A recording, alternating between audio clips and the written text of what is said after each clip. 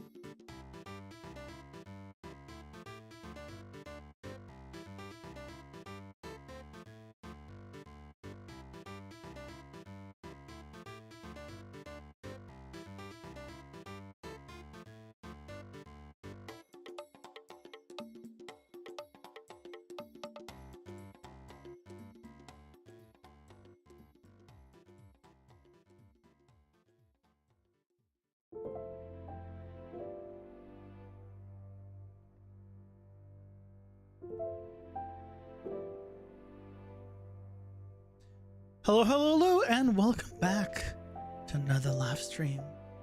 Welcome in, everyone. Happy Monday. I had to double check. It is indeed Monday. I'm like, yesterday I had game day. Yesterday's Sunday, right? That's how days of the week work. I think that's how the days of the week work.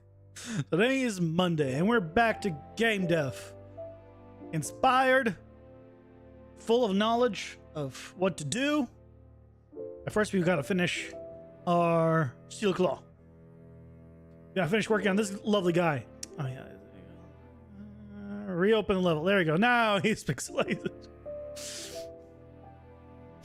Welcome in, Good Guts. How am I doing today? I'm doing well. Doing well. It's kind of been it's okay day. It's okay day. How are you? Hope you're doing well. Tomorrow is my interview with a second company, and I sent a follow-up email on my first company today because I haven't heard from them yet. And that has me worried because that's the one I'm hoping on. That's the one I want. So we'll see, I guess. You know, it's almost 2 weeks now. So we'll see. Also, I was checking how long it's the ETA is. Oh yeah, I need to move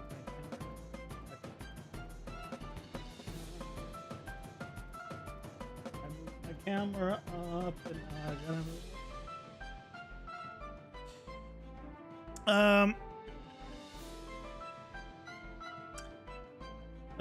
Oh yeah, well, when I first applied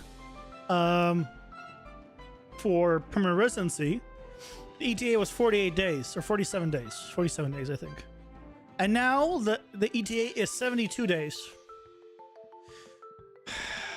So they added an extra month now. And the way the ETA works is not like ETA from like when you apply. It's ETA that the ones they're finishing now have been on their desk basically for that long. And that's what that number means.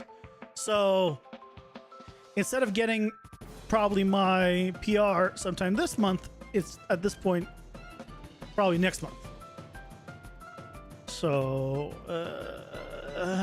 it's like, yeah, I hope I get it. That's all that matters, right? As long as I get it, it doesn't matter. But the sooner I get it, the less worried I am in terms of like applying places, right? Because I need it to get hired. So yeah.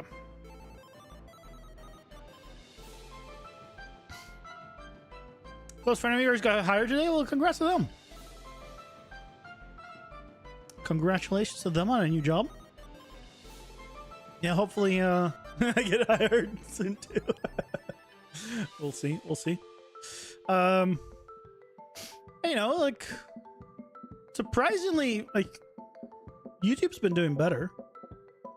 Not anywhere close to being financially viable. Let me rephrase, get that straight clear. But it's actually been like, it's actually been doing like better this month than I think previous ones. So it's improving. It's growing.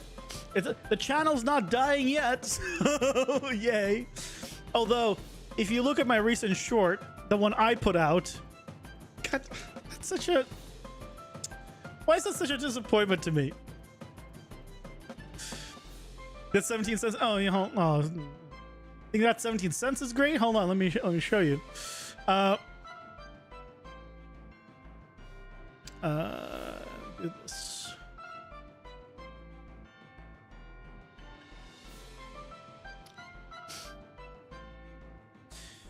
This is the one you guys clipped at 8,252.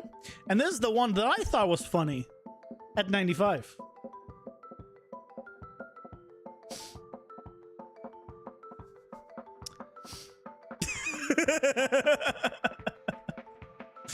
The thing that actually surprised... This actually doesn't make sense to me, to be fair. Because the new one, this one they put up, has has better retention, has like longer time retention, and has less people swiping away. So as far as I understand, more people are like this one, but this is the one that blew up. I don't get it. I've never been a shorts person to understand them. But whatever. Whatever. I don't get it either. But don't worry. You know, I'm now getting closer to that, you know, new yacht. You know, ever closer to buying a yacht and sailing away. How many more of these shorts do I need to make to purchase a yacht again? A couple, right? I think just a couple.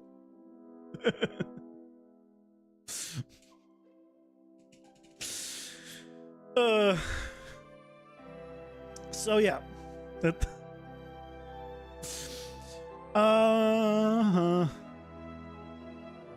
Hello, Kanzari. Welcome in. So, the plans for today. What are the plans for today?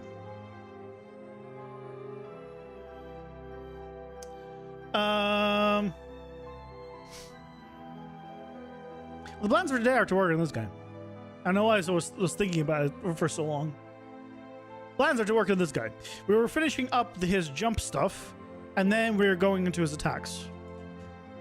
So we're working on him, getting his attacks and hopefully special in. And then I've been inspired by Hades from yesterday to modify some of the combat afterwards for AI. Also, Gaguts, after you left, literally the run after you left, I beat the boss and I made it all the way to the second boss before I died. Now, I'm not saying it happened because you left, but it was such odd timing on that. Where literally the next run, I beat the guy, the first boss that I was struggling with without a single death, without proccing my revive, and then made all the second boss. Yeah, Hades 2 is a great game. But okay, let's actually start working on this guy. So we implemented the jump in the air. Sure you did. Okay, buddy, I believe. I'm glad you believe me. I can tell there's absolutely no sarcasm in that message. None. I can't sense a single bit of sarcasm there. Which is how it should be.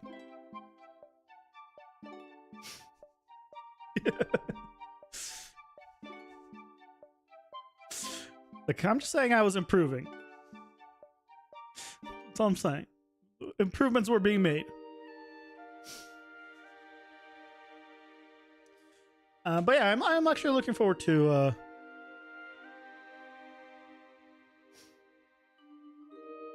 You glad I noticed that I was making improvements?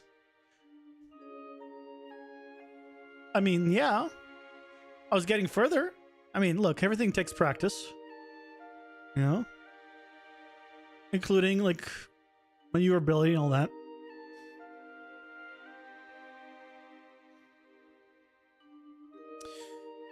Why is this so long? Okay, I need just this. I need.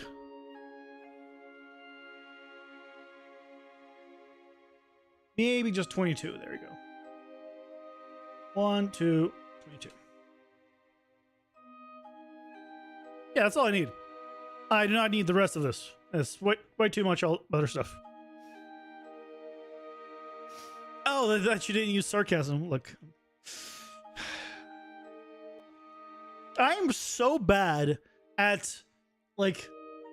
Well, first I'm bad at reading people in general. But I'm, like, extra bad at reading people over text. I'm sure it's abundantly clear. I'm so darn bad. I'm also bad at, you know, the other way around, expressing myself over text. Because, like, sometimes I try to be sarcastic or try to say a joke, and I'm like, yeah, that didn't come across that at all. It just sounded like I'm being an asshole and being rude. Like, oh, crap.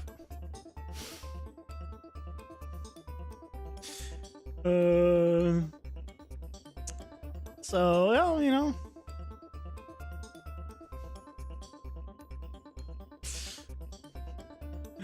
So when I understand things, it's like, yes, I did it. I did it. Actually did it.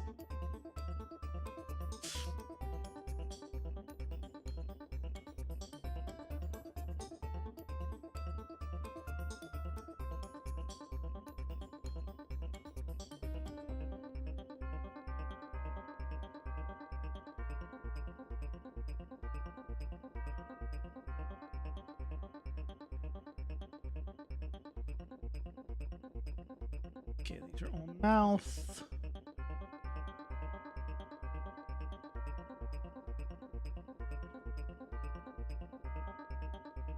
Ah, there he is. Just say ESL and it's all good. It's a life hack. I mean, technically speaking, English was my second language. Originally. These days, I can't in good conscience say that. Because English is the only language I speak. So, I cannot in good faith say I'm ESL. Even though technically that was accurate for some time.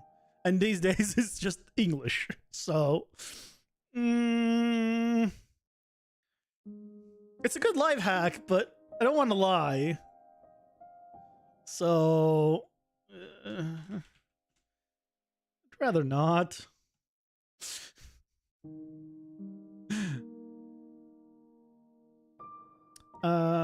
Is it? I think it's jump underscore land.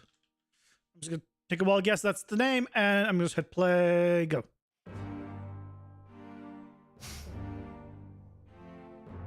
What did I speak before when I was not American?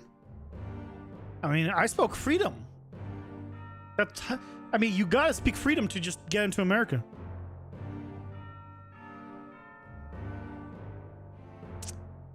Yeah. Freedom and shotgun shells. That's basically how you gotta speak. Otherwise, they don't want you in America. It's weird.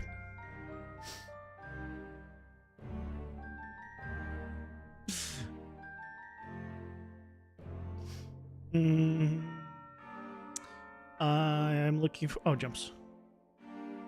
And yeah, there it is. Okay. Yeah, there's my thing. Rendering out.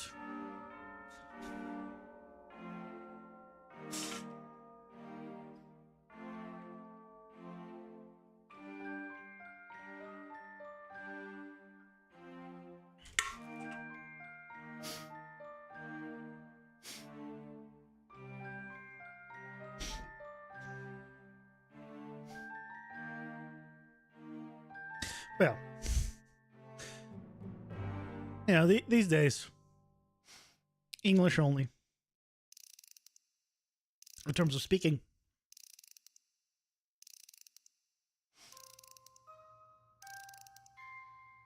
Northwest. Oh, this one's taking quite a bit.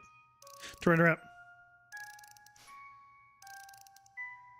Yeah, I was trying, like, a few times I've tried to learn or start learning like Japanese. It never lasts long.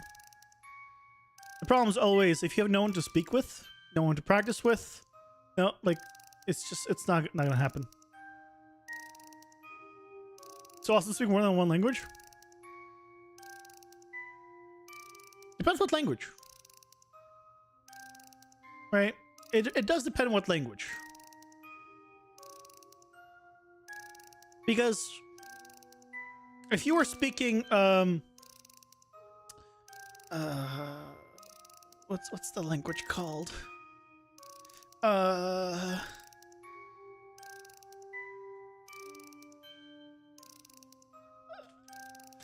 crap. Okay, Latin. Could not remember the word Latin. If you were like spoke Latin these days, that's cool. You couldn't use it with anybody. Yeah, you have to speak a second language. It's not gonna do any good.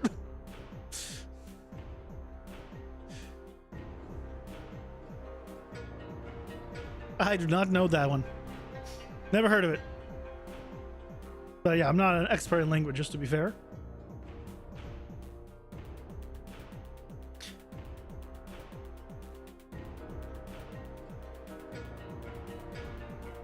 Now, I understand technically more than one language. I just don't speak more than one language.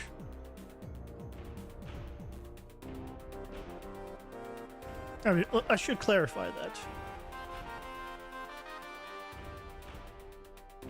You use in Italy? Latin's very common? People learn Latin? I thought Latin was like... No one knew Latin anymore. That was like, hey, if you want to study like old stuff, you learn Latin, but otherwise there's no use for it. What? Oh, okay. Well, you know, that shows how much I know. Clearly shows how much I know. Yeah, I thought Latin was one. That's why I chose Latin, because I thought it was a language that nobody was using anymore. Well, for my example, pick another language that nobody uses anymore.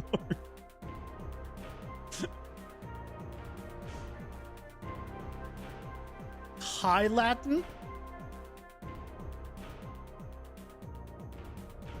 But Vulgar Latin is the source of many Romance languages? Okay. Vulgar Latin just sounds like, you know, insults. The insults of Latin. Like the F-bombs, the whatever else.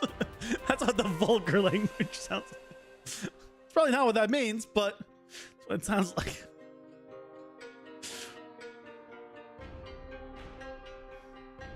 Yeah, I mean, I know it's the base of many languages, but that doesn't mean, right, it is that language. I didn't even know there were different versions of Latin. That's new to me.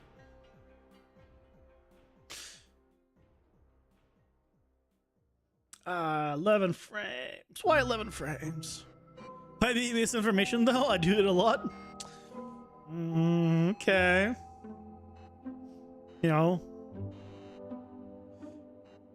I gotta pull up a Google search with you, huh? Every time you mention something, I just... Okay, let me just Google that. Let's confirm it.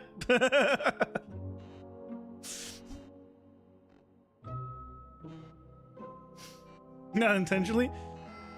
I imagine not intentionally.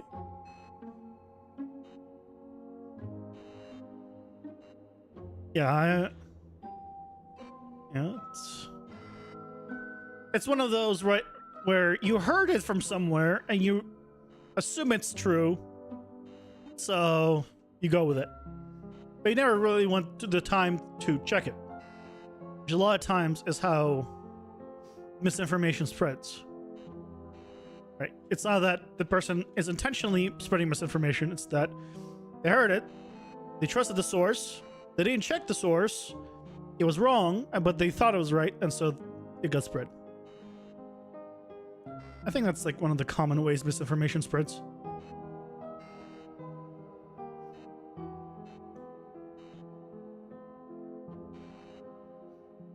What you heard is true, but you're not sure if you're remembering correctly. That true. I mean, that true. That too is also a very common problem.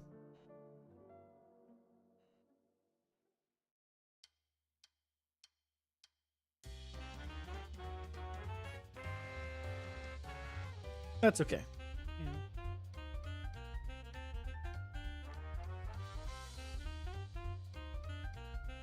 For now, I'm not checking. It is not one of those things that I care enough about to Google. The bears thing, that was interesting and I wanted to learn. Latin, yeah, it'd be good to know. It'd be like a cool, fun fact. But there are some people that know like a lot of like random things. Like random facts about anything. For example, people like Northern Lion. If you don't know, is a streamer content creator. There's a lot of Binding of Isaac and many other games these days. Although originally he was primarily Binding of Isaac. And that man's head is just filled with all sorts of random facts and pop culture. Like, I do not know how at all. Like, I don't even know, I think, even 1% of that man's knowledge.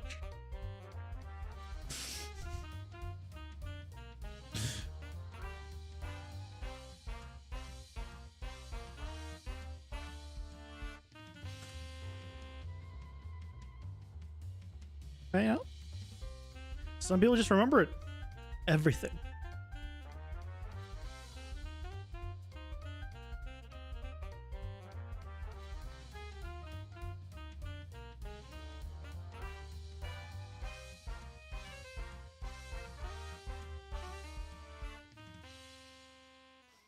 Oh yeah, I was thinking for this guy.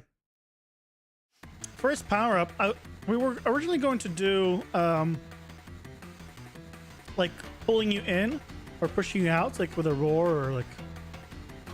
But I'm wondering if I should do like an AoE buff kind of thing and have it like be with any other enemies around.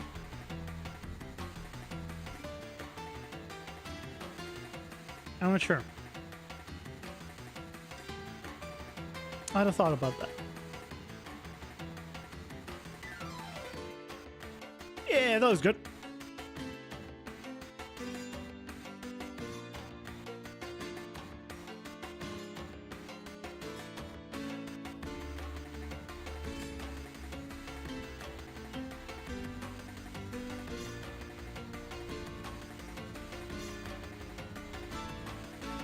Usually, you're just not sure how correct you are.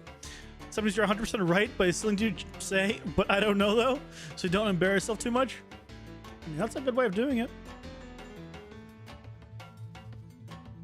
You know? That's basically what I do, right? I always start basically with, I'm pretty sure, or if I recall correctly, or, you know, something like that. Because like, I always am like afraid where people are like, well, you said it's like this. It's like, well, I wasn't sure. And people are going to be like very literal about like, okay, he said it, so it must be true. Like, no, check your own sources. You know?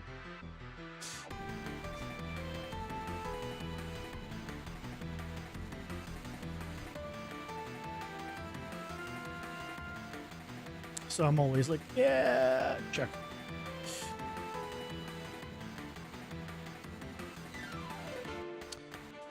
There's the land animation, and now we just need the jump up animation.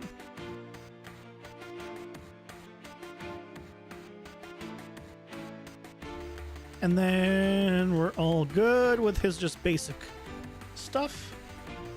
and we move on to the actual combat animations and get that all going. And we'll start with just one basic attack, probably, and then immediately go to the special.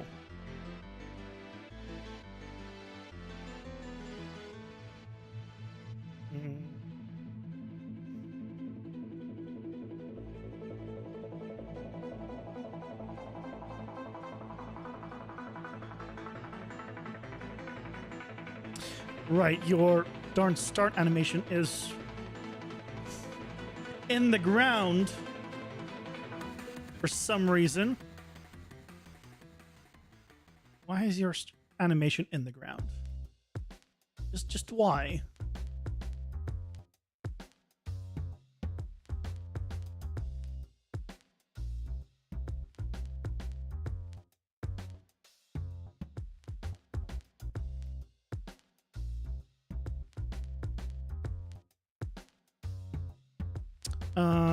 Not pelvis.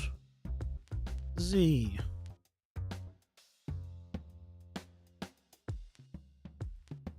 What?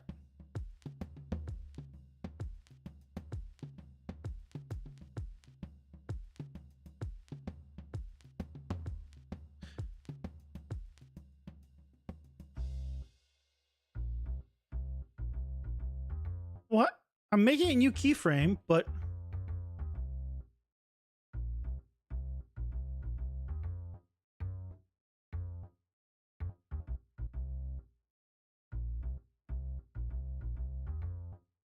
excuse me.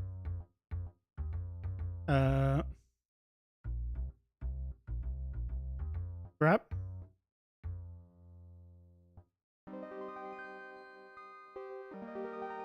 Can I just do this? Not sure why it's not.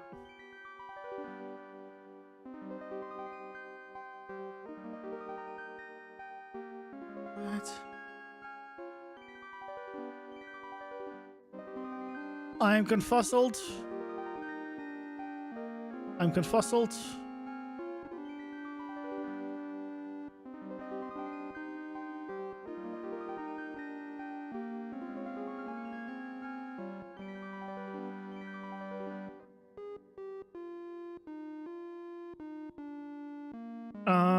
Why is... I deleted the Z movement on both the root and the pelvis. So... what the heck?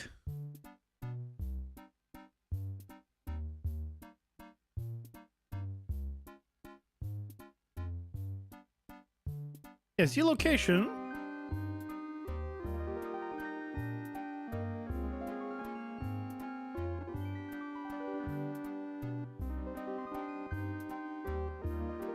Okay, you know what? Fine, I'll just move you up every frame. Oop.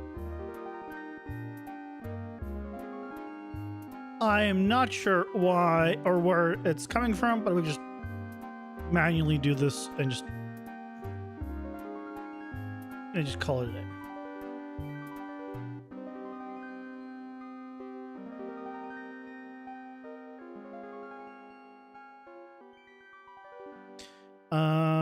Seven is the same, so we got just ended at 7.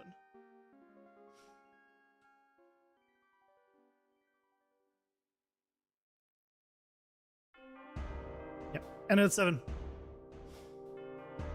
Hey, Fraxis, welcome in. Do the 5.4 PCGs work well with the voxel plugin? I've never tried the voxel plugin. I know nothing about it. So, cannot help you at all. Sorry about that. I know absolutely nothing about voxel and PC and UE5. Vulgar Latin, also known as popular or colloquial Latin, is a range of non-formal registers of Latin spoken by the late Roman Republic onward. Considered a dead language, Latin was originally spoken in Latium, also known as Lazio, the lower Tiber area around Rome.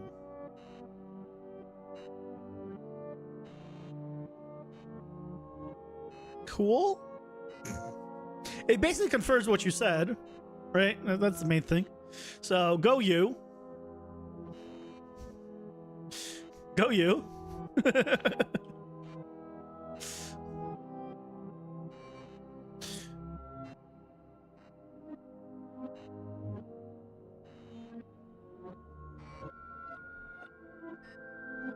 There's more info, but chat doesn't allow many characters to get lazy. Oh yeah, the YouTube has a character limit that's like pretty short. Does Twitch have a character limit? I don't know if Twitch has a character limit, but that doesn't mean go send the entire thing on Twitch. Let me rephrase that. That doesn't mean I'm going to read it. Let me rephrase that actually even more. You sent the entire thing. Ads are here. Pausing for ads. Ads time.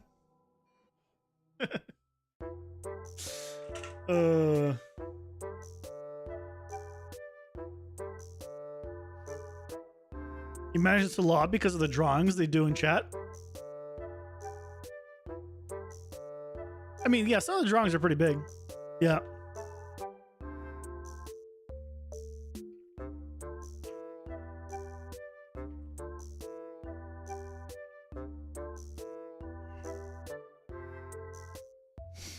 So, today's drink of choice is jet fuel. Because I was thinking, like, maybe I can't afford a yacht, but maybe I can start, purchasing the parts to make a jet. Get a personal jet going. So I was like, I might as well start with the fuel, see how it is. Give it a little sample. Probably not the best use of my money, but gotta sample the product first. Not G fuel, jet fuel. The flying thing in the sky, the private jets. No, not G fuel, not. Of course, you're not gonna read it. You're American, of course. Why would I? Don't be silly.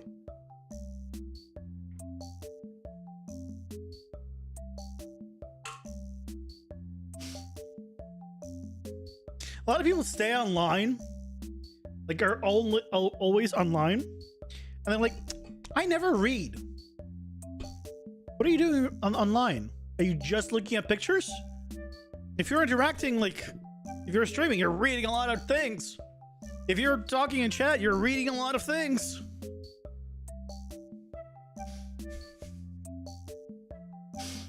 F-16? Is that a type of jet?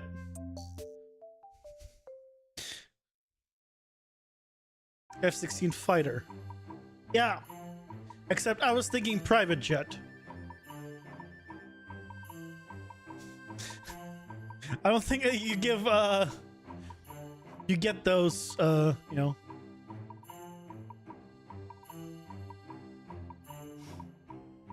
of these. I can park it. I'm not sure where. But, I'll figure out where to park it. For now, I got the fuel. Well, I'm drinking the fuel. I guess I won't have any fuel at the end.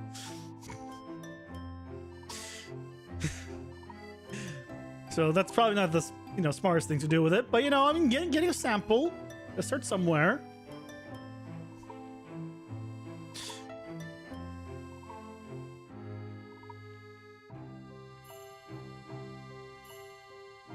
That's a Learjet? Oh, okay. Yeah, I don't know the names of them. Honestly, I've never looked into it far enough to look into, hey, what is it actually called? Because that involved, me caring enough to actually potentially buy it at one point. It's like, I was looking at, when I was employed, I was looking at houses at one point. I was like, you know what? When I get PR, maybe I'll assuming though I was still employed and stuff, and maybe I'll start looking at housing just to see what it is, how things are. And I started looking at housing, and I was doing the math. I'm like, okay, if the cost of the place was this, I could afford a monthly payment, assuming I did the, you know, whatever the down payment was, the 10 or 20%, right? Which I don't know how I was going to get, but I was like, hypothetically, if somehow I got it and I did the down payment, yeah, that should come out to this monthly payment. That means I could afford a place here. And that was before I learned what the hell the bullshit interest rates were.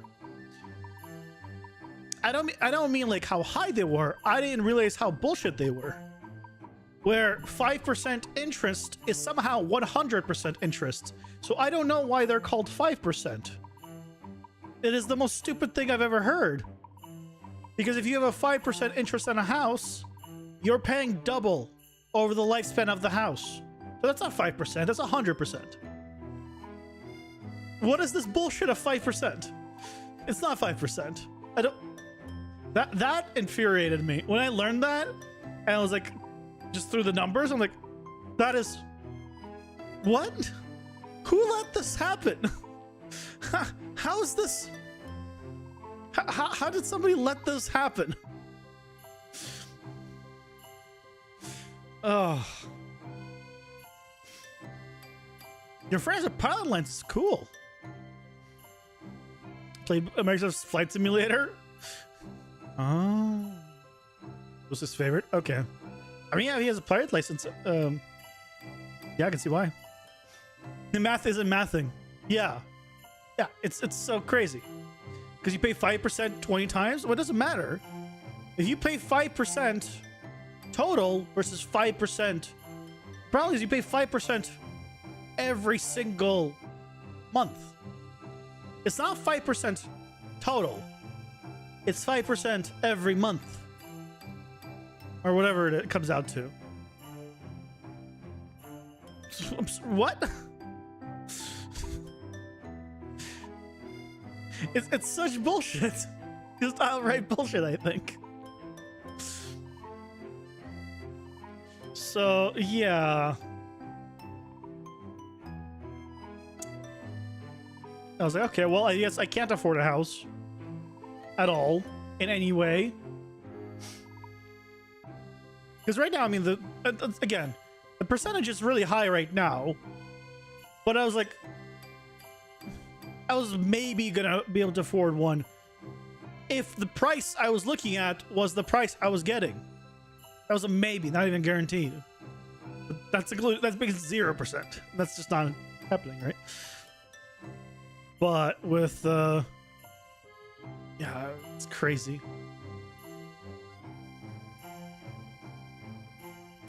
Japanese houses are really cheap. You move there, but you see, you got to look at the income as well. They're cheap relative to what? They're cheap relative to the Western houses. Is that because the Western dollar is just that much more powerful, and so it goes further in Japan, and so it seems cheap? What if you were having a Japanese income? Are they cheap then?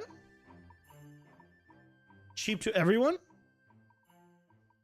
Yeah, but they're also tiny, aren't they? Because last I checked, places in Japan are absolutely tiny unless they're super expensive and very few people can afford it.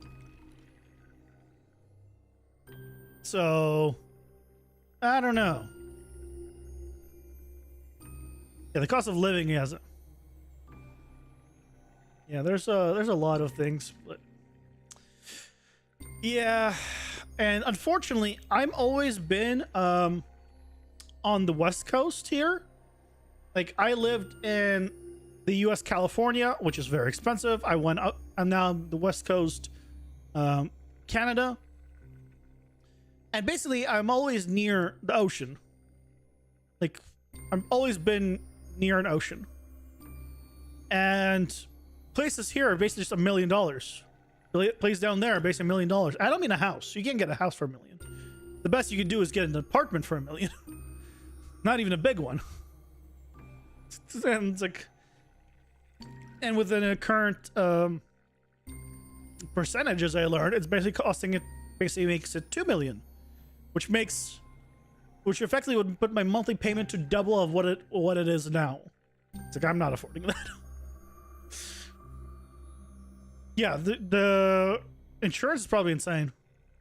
Yeah, they have everything. They have Tsunamis, earthquakes, hurricanes, they have everything in Japan. The winters are the coldest winters in the out there. Yeah, it's rough. Not hit play. Yeah, I like at one point I was like, I'd love to move to Japan. It seems like an awesome place. And the more I learned about it, the more I realized it's not for me. Like I love a lot of aspects of it, and I'll probably go to visit at one point. I still want to go visit. But I think to live, I would not survive. Like their summers are some of the worst. Like I'm not gonna survive. So I'm like, okay, you know, it was a cool idea. Maybe at one point, like retiring type. I'm like, all right, it's not happening. It's not happening. $1 million here, you can live in a 10-bedroom mansion. Yeah, and here, for $1 million, you will get maybe a 2-bedroom apartment. Yep. Same thing in the U.S. This $1 million Canadian dollars, $1 million U.S. dollars, which goes, but $1 million U.S. dollars gets you about a 2-bedroom apartment down there too. So yeah. So I'm like, yeah, you know, can't afford much. Basically, the things I could afford theoretically under my old income, they don't exist around here. The things I couldn't afford, well, they exist. That doesn't help me.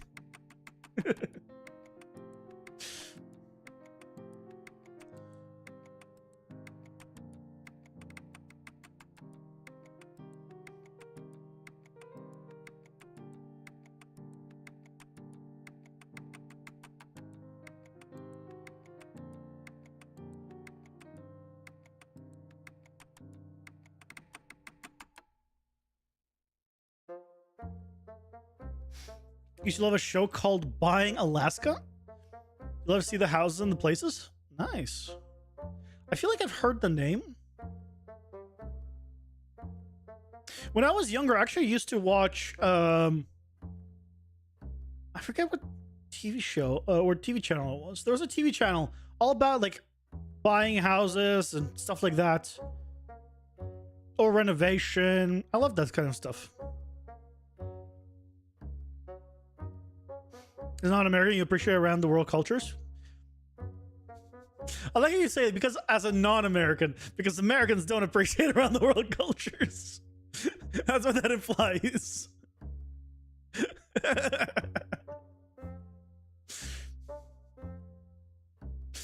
I'm not going to disagree with you, but I feel like it is very too much generalization. As an American, I do appreciate around the world cultures. But to be fair, I'm not a Native American. And okay, not that kind of... I wasn't born in America. So maybe I get a somewhat pass on that regard.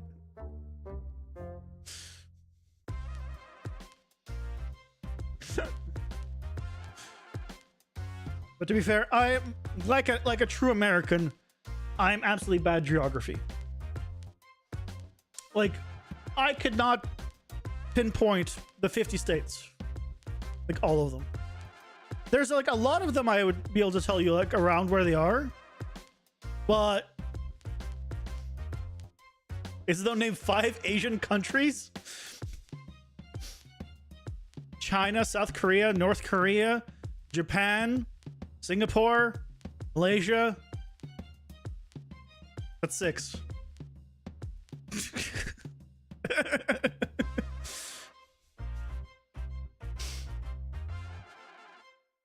You're welcome.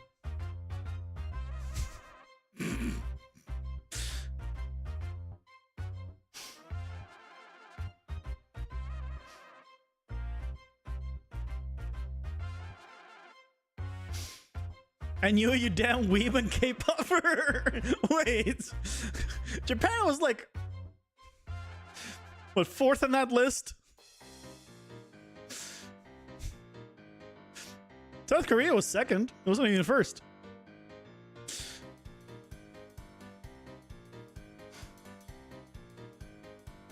You have mixed feelings about the insulting of American knowledge of the world? Oh, how everyone insults America? I mean, I think of it as a joke. So, as an American, I don't feel insulted. And most Americans that are self-aware enough, like, this is a stereotype. Stereotypes are based on some truth. That's how stereotypes are formed. Right? Now, the problem is when you treat stereotypes as truth, that's when the problem starts. But as long as you realize it is a stereotype and not actual truth, then whatever, it's just a joke. The other fact you said China and North Korea, you're a true American. I said China, South Korea, North Korea. Come on. North Korea was 3rd just because it was an easy one after South Korea. Okay? Gotta get the big one out of the way.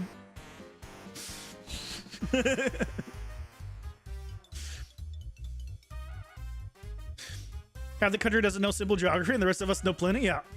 Well, you see, like, so I have a there's one stereotype that I absolutely love compared to all the other ones, and that is the Asian driver stereotype, which, if you're not familiar with, at least here in America, the Asian driver is one of 2 things. This is why I love it. Either Asians can't drive, or it's Tokyo Drift. It is the most extreme on one side and most extreme on the other side with one stereotype. And it's so weird. And that's why I find it hilarious. Because most stereotypes are just one thing. Americans are dumb. Ha ha ha. But the only one I know that's a stereotype that is somehow both of the extremes in one stereotype is just either the worst or the best. Which is it? Well, who know? I guess find out.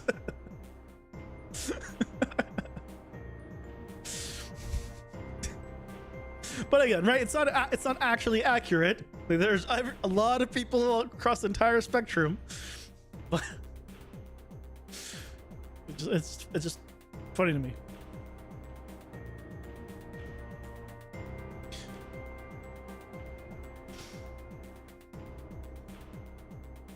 Also, I don't think it's damning stereotypes. It's not, again, it's only stereotypes. They're not like truth.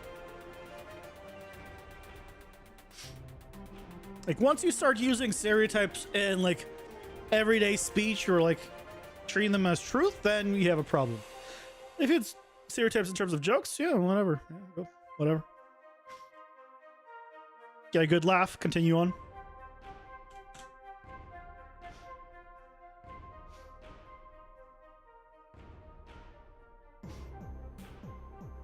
I'm also like one of the people that I love it when I fall into a stereotype. You know, it's like the nerd stereotype, the geek stereotype. I love those things. As a nerd / geek, I love that stuff. I find it hilarious. Not everyone does, but I do. Like, I ran a D&D game for a while. Good stuff.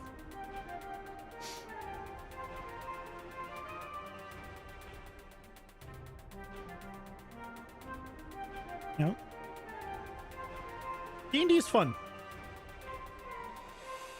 But man, is it hard when you're not doing it in person. I'll admit. I've yet to play a D&D game in person. I think the last D&D style game I played... Illusions, welcome in. And thank you for the 100 bits. I've missed the last few streams. I'm sorry. It's okay. It's okay. I appreciate it. Thank you. Was I did not say your name. I just realized that. I need to check that. You tried D&D once. After 2 hours creating your character, you died in 5 minutes. You hated it. Well, that just means the DM just wasn't very good, potentially, or you did something really, really stupid. Depends what it is. Because if you were like in front of a cliff and you're like 5 minutes in, you're like, what happens? I'm going to try jumping off. And then you jumped off and you died. I mean, that's on you. But if the DM gave you like a combat that's way too hard, that's on the DM. How'd the game stream go? It was very educational. I mean, in terms of like people watching, basically no one came. So we'll see if I continue doing them. You know, that's it up in the air. But it was very good, like educational wise, in terms of like things to take away from my own game.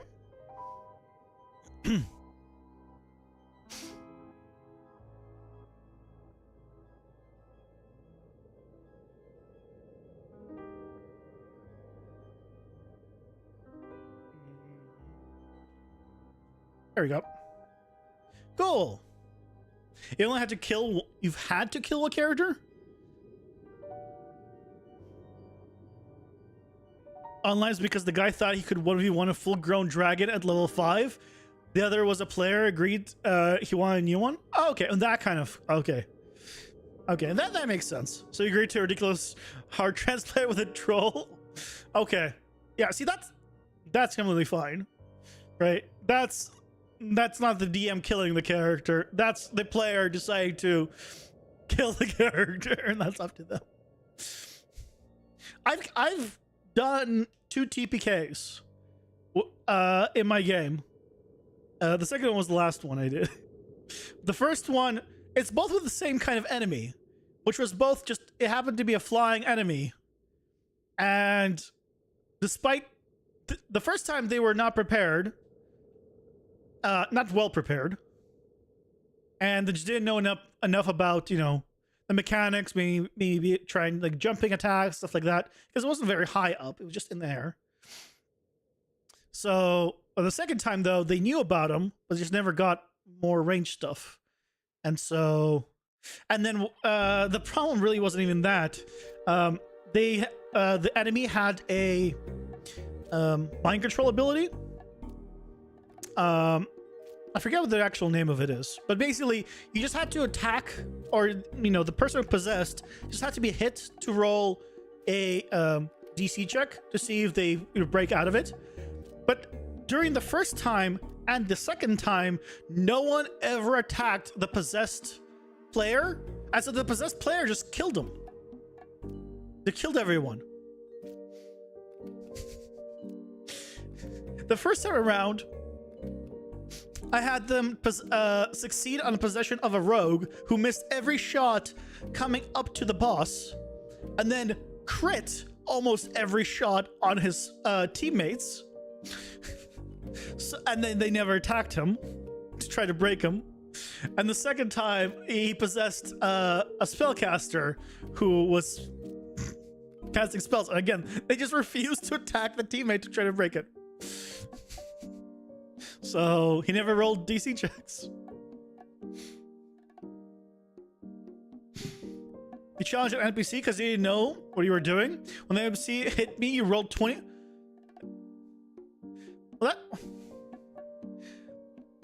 Well, yeah, that's just silly. That should not have. That should not have happened. Even if you what's it called? Like, pick a fight with a dragon, right? Assuming I know you're playing around, you're not being serious. Most likely, that NPC shouldn't take you seriously either, and should be like flick you off. And you'll take some damage. Maybe they'll take a couple of hits of damage. Well, it'll be like toying with you, not actually hitting you.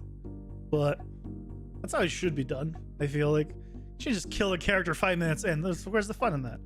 Point is for everyone to play together and have fun. It was one to do a D&D game, just have not fun players. Yeah, finding players is, I think, easier. Finding DM is hard. That's why I became a DM for a long time. because, well, finding a DM was just impossible.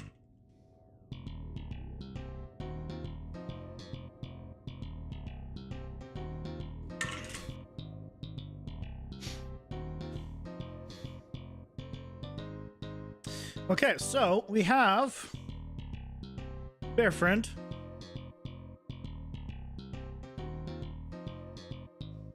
And now we're good here. So now let's go get his light attacks. Get an actual attack on him. Him jumping on top of us is quite scary.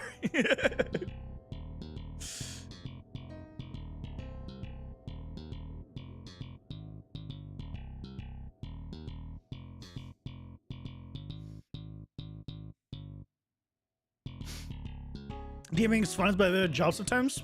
Yeah, like when I was doing DMing, the reason I had to basically drop it after the last like TPK is I was spending like 5 to 10 hours a week, like doing DMing basically, not including the actual 3-hour game. Like with the game, usually I think around 10 hours then total for the week.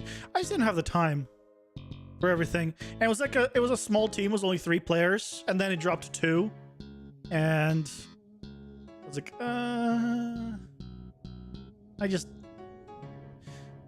yeah, because it wasn't real life friends, it was online friends, as in like it wasn't an in-person game. So I was like, okay, I gotta focus on other stuff. So I still have like the books and stuff. Okay, let's do an attack. Yeah, in college, I think in college was the last time I was part of an actual like a dice rolling game, and that was Warhammer 40K. That a classmate of mine was like ran for us. And these days, I know very well he was not a very good DM, to say the least. Because I was just like, because it was all new to me, I was just not getting it. And so when I asked him again to clarify something, because it just wasn't clicking, he's like, yeah, okay, let's just lower your int of my character. Which is the most bullshit thing I've ever heard. I was annoyed. I didn't want to play after that. I was like, yeah, rightfully so. You only DM using Foundry FTT? Yeah, that's what I used to. I used Foundry VTT and I did 3D maps in mine.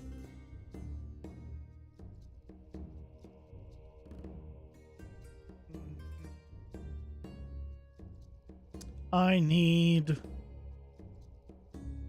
melee. Let's go a double melee.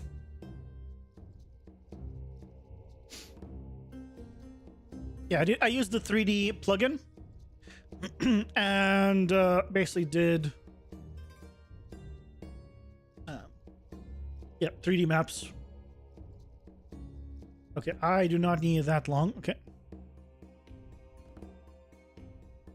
20. Yeah, that's all we need.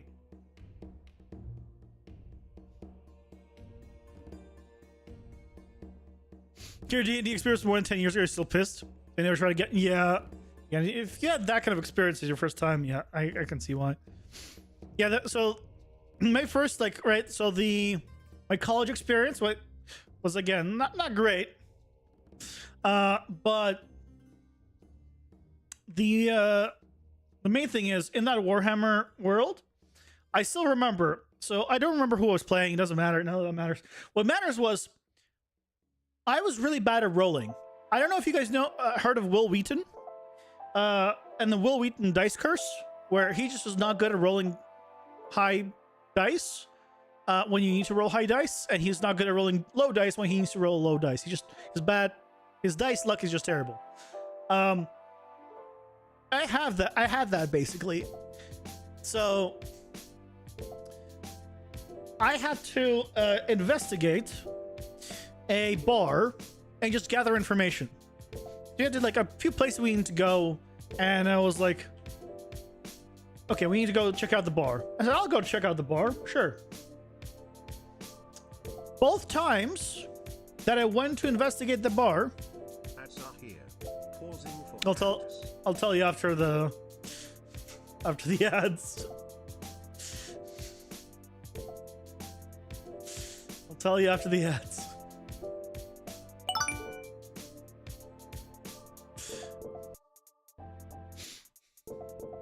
Thank you very much for the bits solutions. How much of an acid craze you were happy with the 2D? Yeah, that's why it took like a lot of times it took so long for me. I did some 3D stuff. I tried converting some 2D maps to 3D. It's like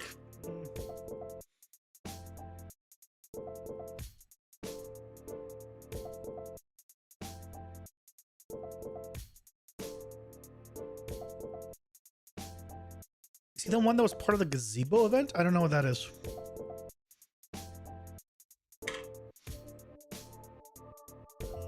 I do not know what the gazebo event is, so could not tell you.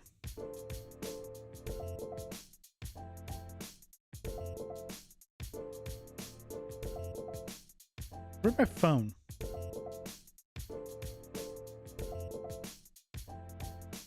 I left my phone in the bathroom, I think, last time I was there.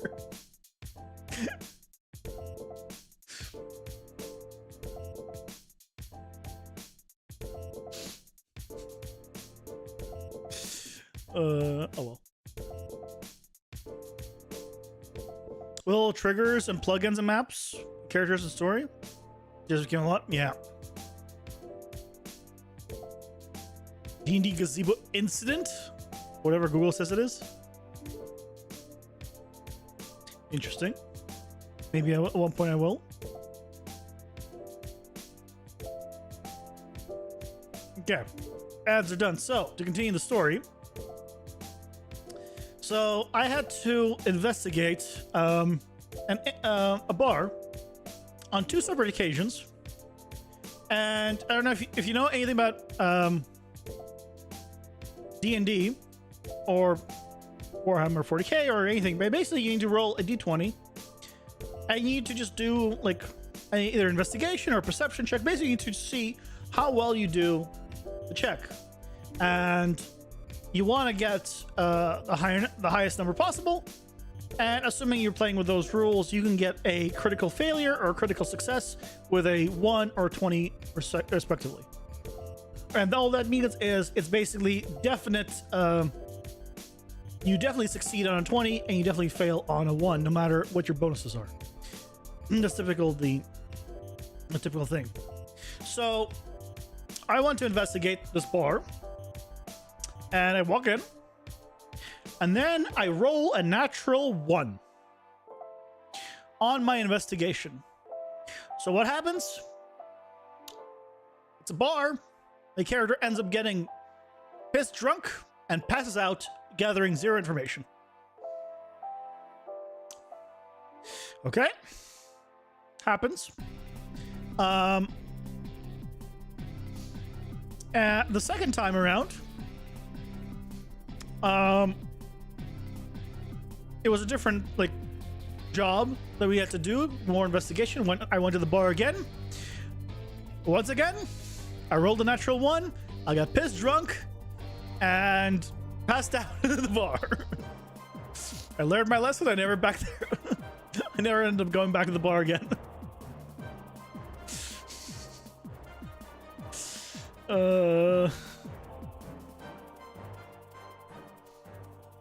So yeah,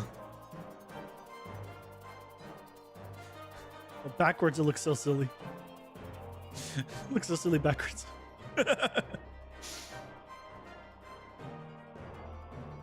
And sure, one of the players didn't know what a gazebo was. That's the little, small little, like overhang with a roof. It has like pillars on the side. Right? You despise the auto fails for once, but do you like the critical successes on 20s? I play with them because I feel like it's more fun that way. Like, it depends what you do of a natural ones. If you roll a natural one, you're not going to drop your weapon. You just are going to miss. Okay. If you roll a natural one, you'll get drunk and end up in the corner if you're doing investigation or something. That's funny. Like, I think there's always a chance for something to, like, mess up. No one's perfect, even if you have, like, amazing stats. Everyone can, like, make a small mistake. I think it's funny. I think it adds to it, but you know, always consult with your players, see like what they want. Don't just implement it without agreeing to it as a group.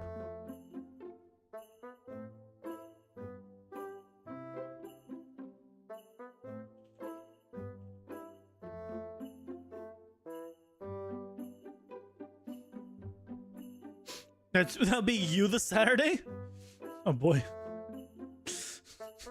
Getting pissed drunk and passing out on the side of the bar? Melee, double melee.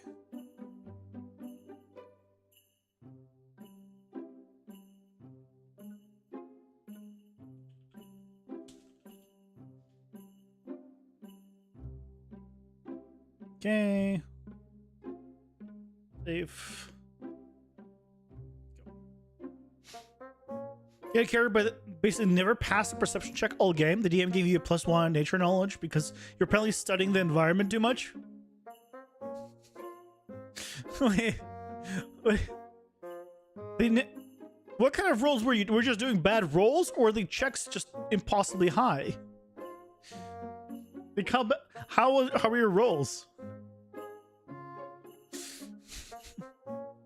But the thing is, right, if the reason you're failing is because you're rolling like a 1 through 5 always, a +1 is not going to help you. That's not a character problem. That's just a dice luck issue. And sometimes getting new dice does help, by the way. Because, well, everyone claims their dice, are, balanced. Not all dice are actually 100% balanced.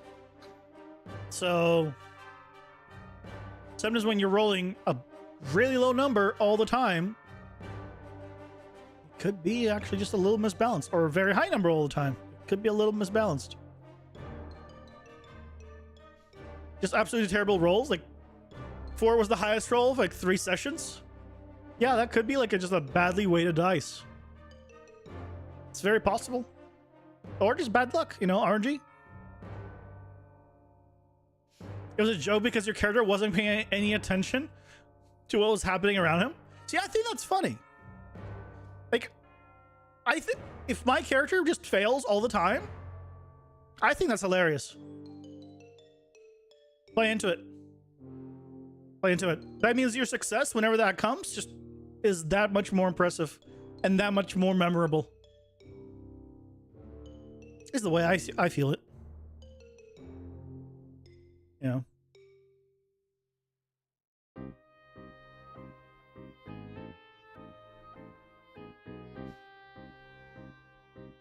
Yeah, for my D&D game, like I made like a full map of the world and a bunch of stuff. What if I still have it somewhere? Probably not.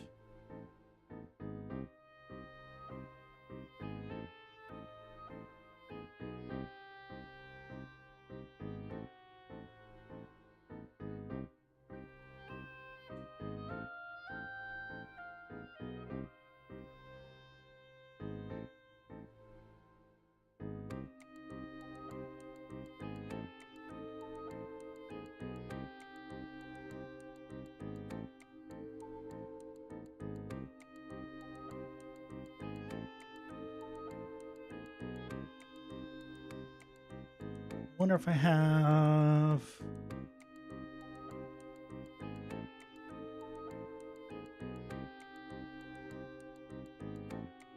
Probably not.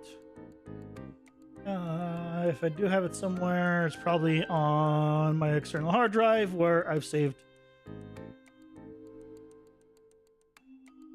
Yeah, I need to pull it up on my external hard drive.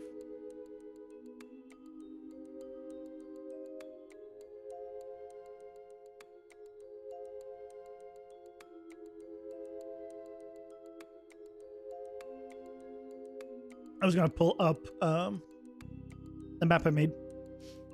Actually, I wonder, did I ever post it on Reddit?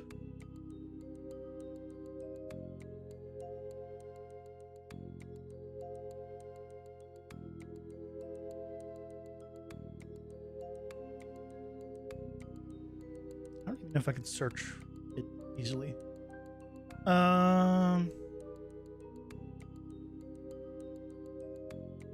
Can I search? Like,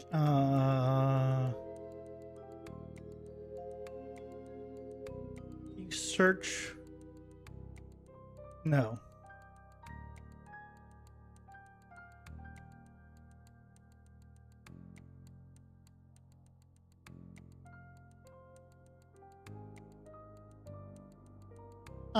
You can't search your own posts for on Reddit. Is that another thing?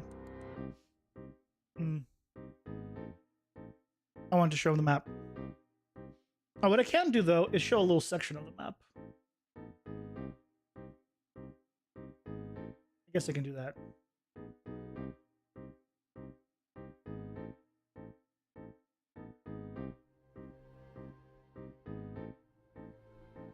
So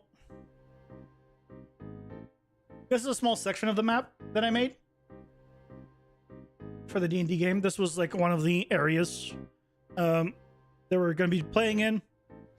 Tricent Dynasty. You can see, yeah, little towns, give them names, rivers, everything. Let's just, again, this is a small section. There was like, we started in a town to the left here, and there was like another, like, not town, little country left here, another country here, and there was like a bunch more. Yeah, I made a full map of everything.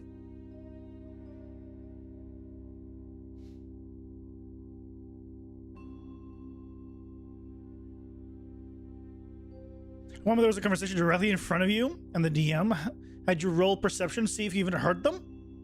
Not what? Didn't have any idea what they were talking about. See, that's funny. That's funny. DMD, this must be much easier and much more awesome with tools like ChatGPT. I use ChatGPT a lot for my stuff. For like random background of characters, you know, writing out better descriptions. Yeah, I absolutely started using ChatGPT down the line. Yep. Absolutely. It helped a lot. Yeah, you use Stable Diffusion to make character portraits. Yeah, there you go. Yeah, I use stuff like that too. Like down the line, not at the beginning. But you can't do that for like 3D maps. That had to be all done manually still. So it wasn't all, you know, super simple, but some things definitely became easier. But yeah, for D&D, I was like, oh, did I not press render on the normal? I thought I did. I guess not.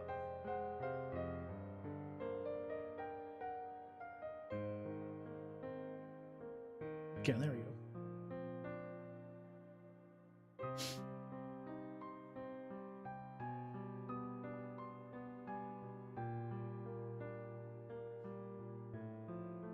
Hello, Marvin. Welcome in. You're wondering, how'd you go about a segmented HP bar? Like every segment slowly regenerates back as long as it's not fully depleted. You just do multiple health bars? No. So there's multiple ways of doing it. Here, I'll pull up Paint to show you. There's a few ways you can do it.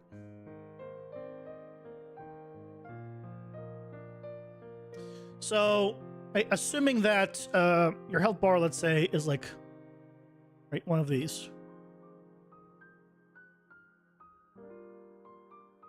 Right, and there's gaps in between, and it keeps going, right? Yeah, of course, this have be any shape or size or whatever. But assuming this is, let's say, your 4 segments. So, what you can do is set it up where you have effectively an alpha channel, and a certain line, there's a certain vertical spot here where there's just air. It doesn't overlap at all. And if that's the case, you just, every time you get hit, you just calculate how many, what the percentage is, right? Let's say you're 25% of your health goes down, and that means this one becomes red. Or rather, these are the only ones that are green now. Or really, what you can do is put your character's health as 4, and every time he gets hit, he gets -1, and then easy math. Then one of them goes off. Okay, and then you have only 3. And this is done through just an alpha. It's an alpha, and then you control that. This is the one where you you maintain the 4 sections. If you want to entirely drop one, another way of doing it, where let's say you want to go from 3 of these to actually having 3, right? You're left with 3 if you got a hit.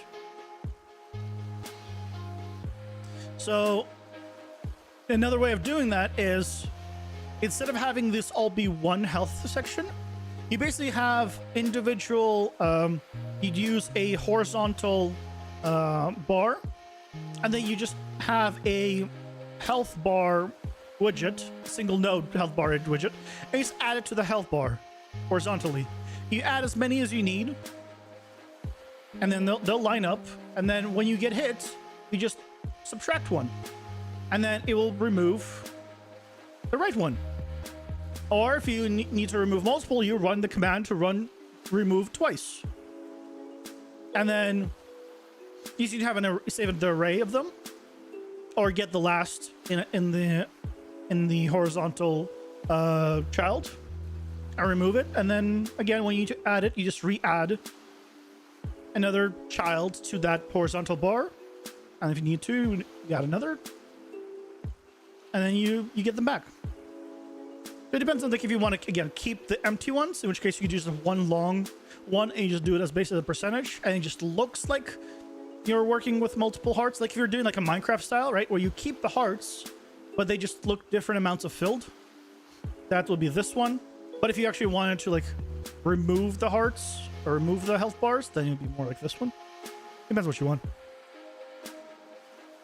Hopefully that made sense. GPT-4o actually has a lot of knowledge on U53. It has a good amount of knowledge. I did run it through some more paces. It doesn't know PCG yet. I did a test on it to see if it knows PCG. Not quite. And that's unfortunate. I mean, it makes sense. PCG is extremely new. There's very little documentation for it to even scour the internet with. So, yeah. It doesn't understand 541. It doesn't understand just PCG. 541 just came out, so yeah, I don't blame it. It doesn't understand it. PCG has been around since... I mean, it understands PCG, but it doesn't understand it well. As in, when you ask it to do... Like, I wanted PCG... I wanted ChatGPT 4o to explain to me how to do a loop in PCG. Like, using the actual PCG nodes. And it didn't really explain it. It explained it to me using a custom node, but not really. It didn't do a very good job. So, thankfully I've figured out how to do freaking loops. Man, is it not straightforward. That'll be the next video, by the way. I do loops in PCG with the new 5.4 stuff. PCG still not great with PCG is fantastic with optimization. Keep in mind that PCG is just a point scatter tool. So if you're scattering unoptimized things, you're gonna have a bad time. But if you're scattering optimized things, you're gonna be fine. Basically. Assuming that you're not doing it like dynamically. If you're PCG, like if you're using static meshes, it makes everything hierarchical into static meshes. So they're automatically all instances. And even if you have millions of copies, they're all instances of each other. So it makes it very optimized.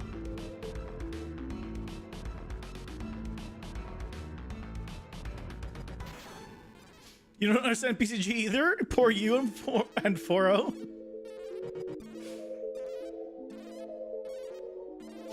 That's okay, you know. Give it some time. You'll get it.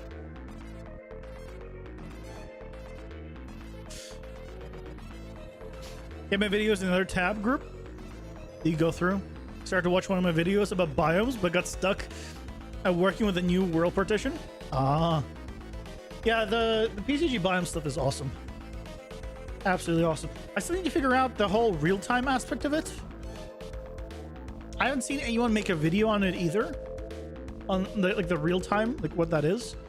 Because I don't understand it as of yet. Because if you go pull up their, what's it called? Their demo map, they have some real-time stuff plugged in and a section for it and all that.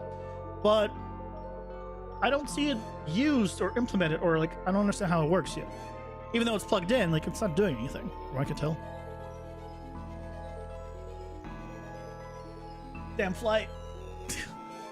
Little fly flying around. Not stuck, but that's what you're working on. Got it. So I read someone saying it runs on runtime and it's better to paint for grass. You're confused because you thought it only places objects. Well, grass is an object. It runs on runtime. It'll depend. It doesn't run on runtime. No, PCG is just a scatter point. It doesn't run runtime. You can just click a button and you convert the PCG to just a blueprint that houses all your instances. Then you're good. If that's all you want. So, yeah.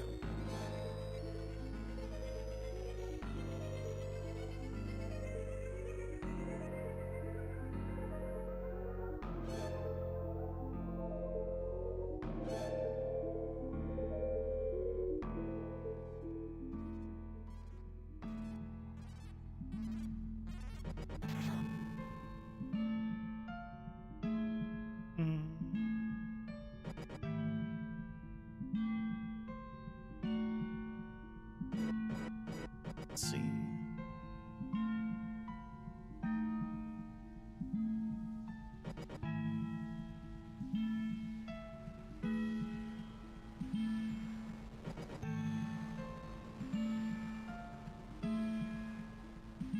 It's not.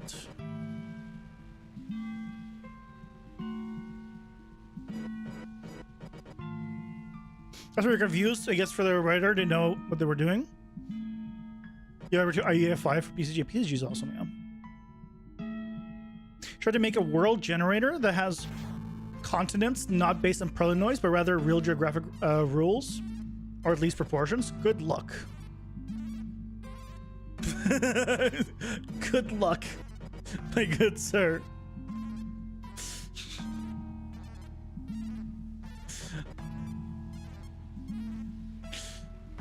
Yeah, that does not sound easy. Yeah, some people have asked me like to create like a dungeon generator, like, or have wanted to create like a dungeon generator using PCG, and my answer is always don't do it. Like, create one probably with blueprints and then populate it with PCG. Like, it's just, you could, well, you could. I feel like there's you don't have a lot of information in PCG because PCG points don't read all the sub information easily from the points next to them. But you could do that with blueprints, and so it's not great for. Yeah, it's not great for just having it as pure PCG points for a full dungeon. Create the dungeon with blueprints and then populate it inside the stuff with PCG. I think that's the best way to do it.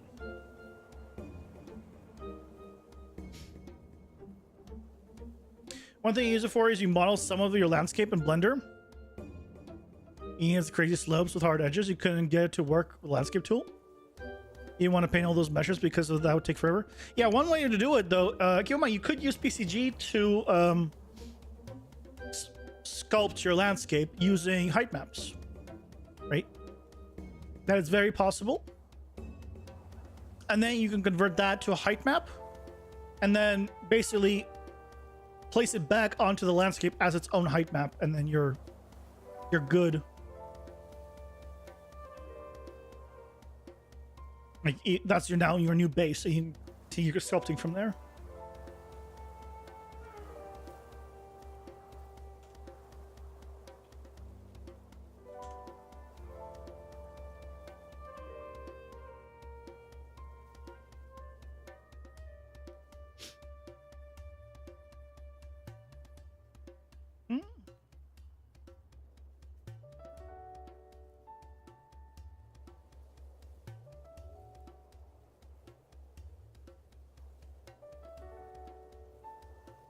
You try that. You want to?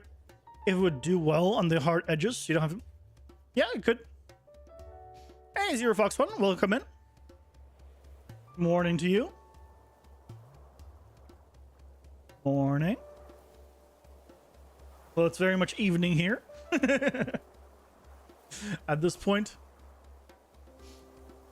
it always looks so weird with the green channel flipped. I'm used to it at this point, but it always looks so interesting.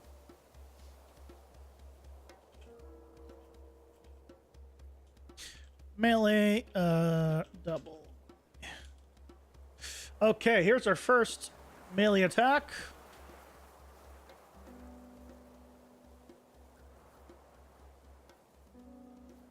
We're getting in. And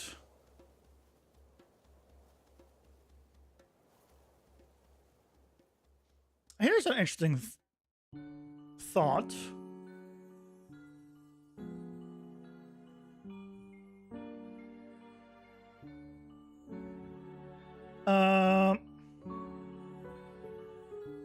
So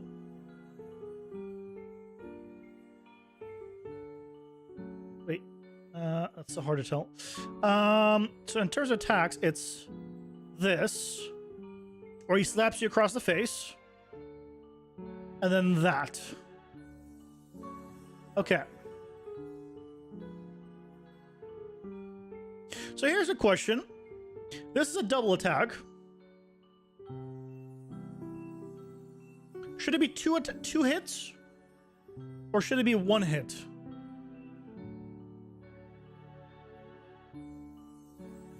I feel like it should be two hits. It is a double attack. I'm gonna set it up to be two hits.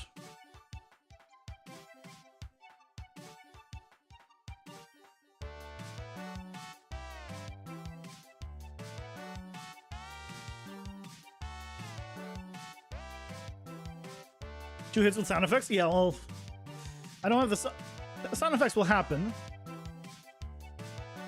but it's only three.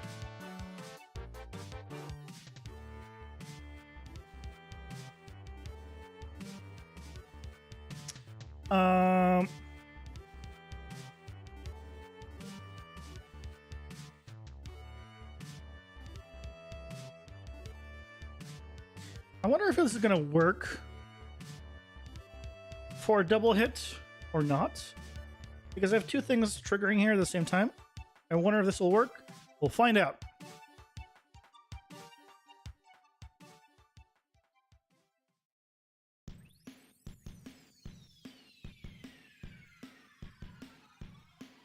We'll find out. For now, though, we have his melee. So let's give him his weapon.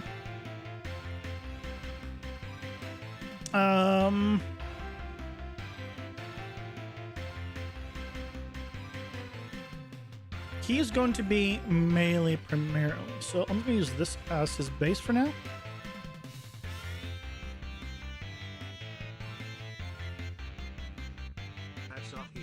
Oh, Pausing that's for him. ads. I go work through some my videos now. Best of luck. Go back to the other live streams with questions. No problem. No problem.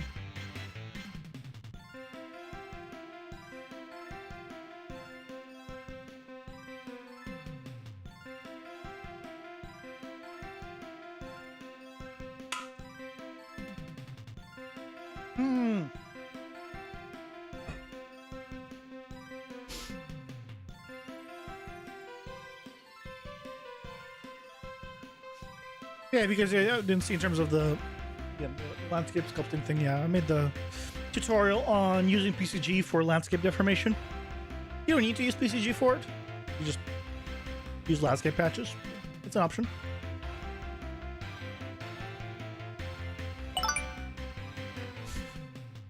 Thank you so much for the bid solutions.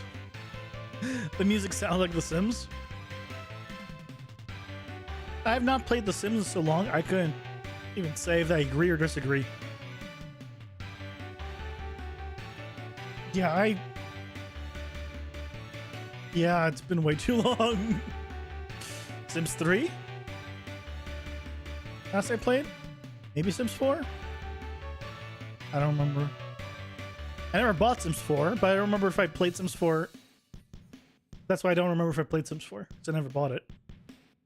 I think I had the Sims 3, or I pirated Sims 3 long time ago. Couldn't tell you which. Couldn't tell you if it was a friend's copy, my copy, or how I got it at this point. Kind of missed that game. You don't think you enjoy it anymore, but I heard they made everything DLC. Yeah. Yeah, as Sims, everything's DLC. Jesus Christ. Oh, Atherton. Yeah, it's all DLC basically. Unfortunately.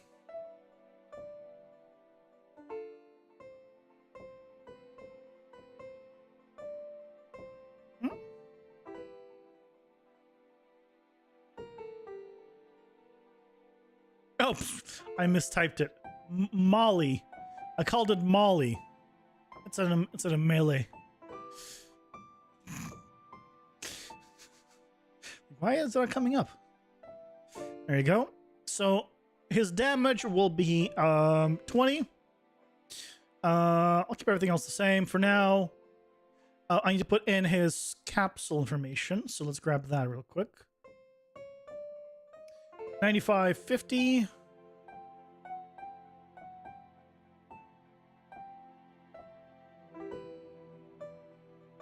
Enemy. Okay.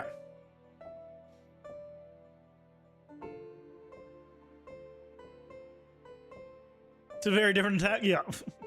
So now, if we come... Okay, let's not have an elite. Okay, there we go. If we come here... Oh, I need to give him his light attack. Right. Sorry, not give him light attack. Give him his weapon. So... Weapon. Steel Claw.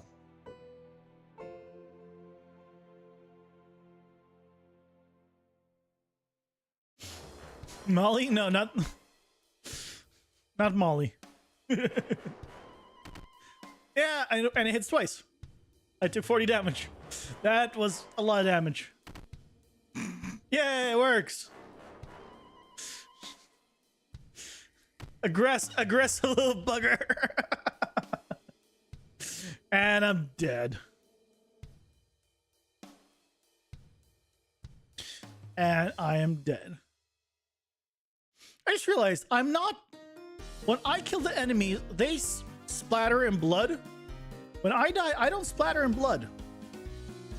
I'm gonna make a note to myself that I need to splatter in blood when I die.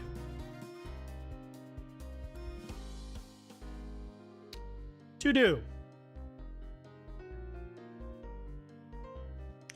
Player splatters in blood on death.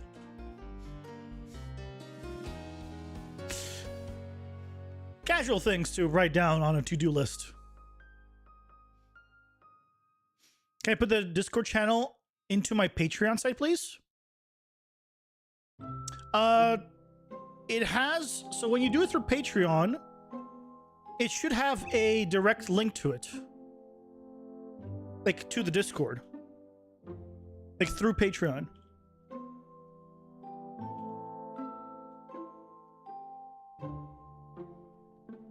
Yeah, if you're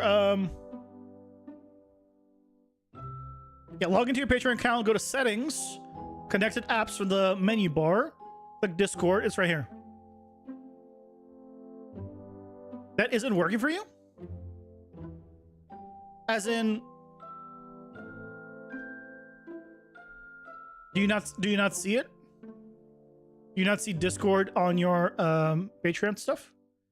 Because if you don't see it, that's nothing I can do. That you would need to contact Patreon on. Yeah, if you don't see it, contact Patreon. Because this part I can't help with. It needs to be connected. If you want to just join the Discord itself, just !mark Discord. But in terms of getting the Patreon role and all that, yeah, you need to make sure that this is connected.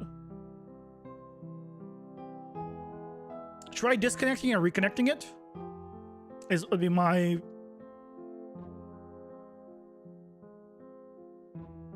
See the link, but browser says can't connect to Discord.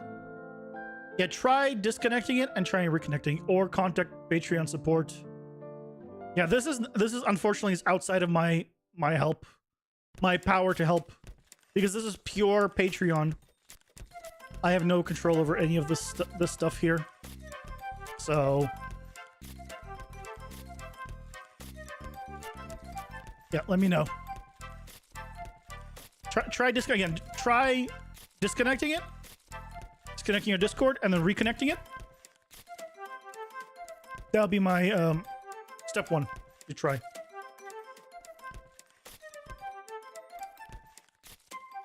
Gonna try right now? Okay. Other than beta, what else does your Patreon offer?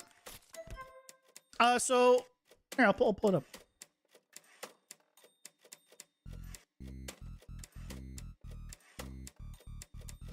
Since you ask. Not much. Where's memberships? Make sure I'm not showing anything. Yeah. So this is the four tiers I have. So there's a $2 tier just if you want to give me some kind of support. It just gives you a little. You just get put into the you get custom Discord role. But really, it's the name in the credits and just a little thank you. The main one that everyone goes for is this one, which you get access to all my tutorial project files. So in all my videos, right, I say, if you want to get my project files, it's available on Patreon. That's just the $5 tier. So for $5 a month, you get access to any tutorial project that I create. The tutorial project files are available for you. They just open up, download it for yourself, see what I did, check it, play around with it, do whatever you want. And you still get all the custom roles, shout outs, all that stuff. And then I added 2 more. One is just if you want to get the early version on the game, and one that has the early version on the game and the tutorial projects. This is of course, the big one that has everything. But this is the main one that everyone gets. Yep.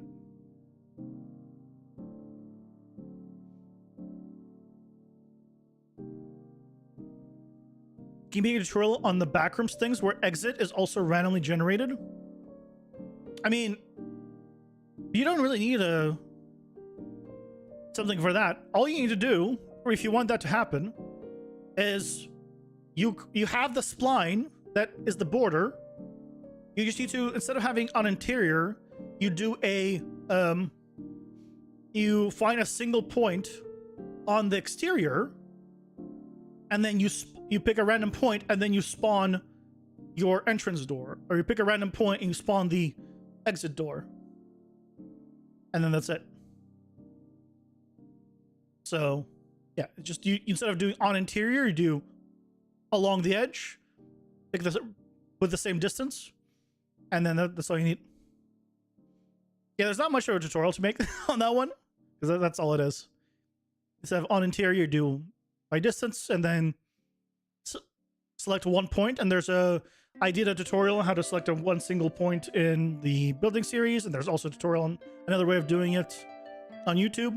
You can use that, and you can specify exactly one point, and then you can either make both the entrance and the exit the same, or have two of them, both unique.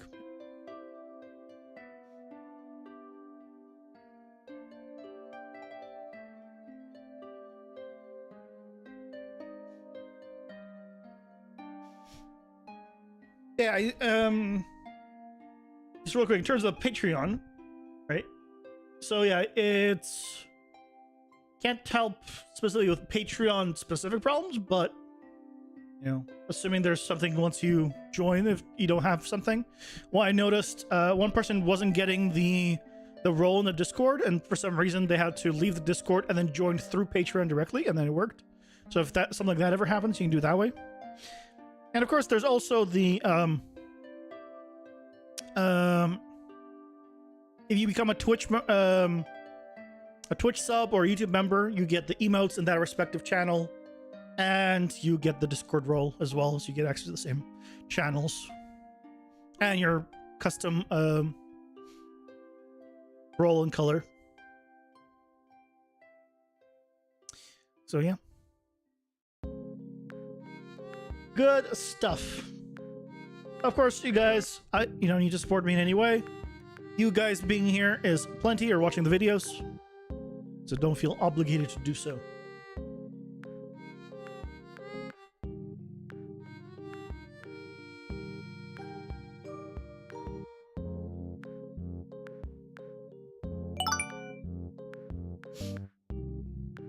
Supporting is fun, Thou.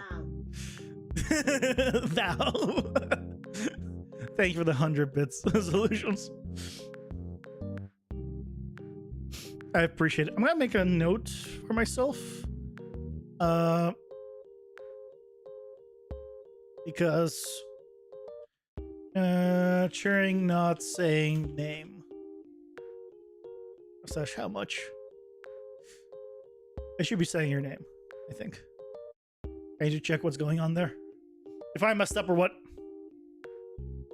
But thank you so much for all the support solutions. It means a lot. I'm glad you're having fun with it. Even better. You rather pay than watch that bear shorts? Such boomer humor? It wasn't even humor. It was just educational.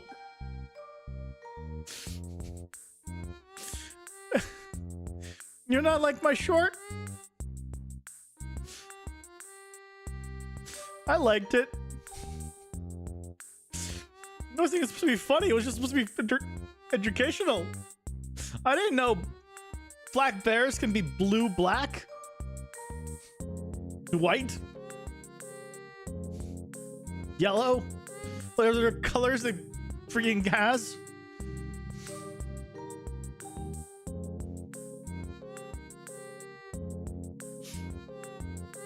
Kinda mad you missed the gamer stream. Stream are usually fun and excited to play the game. Hey Ray, welcome in. We still talking about bears? It just came up. It just came up. So really, it's not that we're still talking about bears. It's just we knew you were coming, and so we wanted to make you feel at home, and so we started talking about bears. You'll clip the D&D story from today. You think it's interesting? It's a long story. I don't know how easy it will be to clip. But if you can, do it. I'd appreciate it.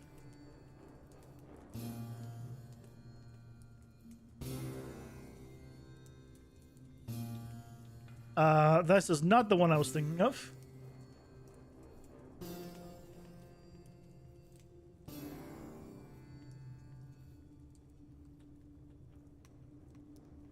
Oh, you have the upwards one, I think. Yeah, this one.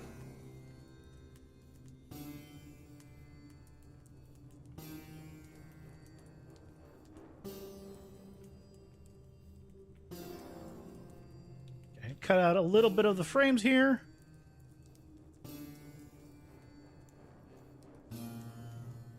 Probably cut out.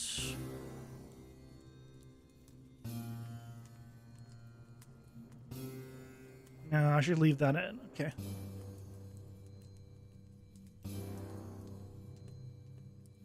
Okay. You'll do it tomorrow morning? No worries. Have you guys figured out what type of bear Steelclaw is? He is a based on his size, the not the grizzly, the one above it, the case something, or just a large grizzly.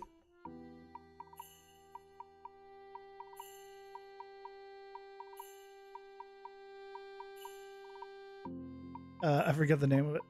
I already forgot the name of it. Start with a K.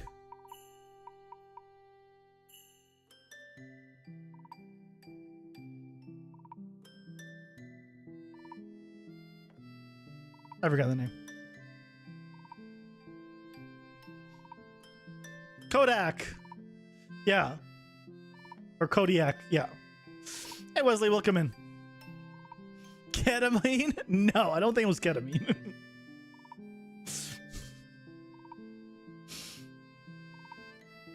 I'm streaming way late for you this week. I mean, the same streaming time as I usually do. Yeah, the thing is, I'm West Coast, right? So my evening time to stream is already late for most of everyone else. Hey, Jeremy, welcome in. Is that the bear from Love, Death, Robots? No, it is from Epic. It is literally from Epic. It's one of their Paragon characters.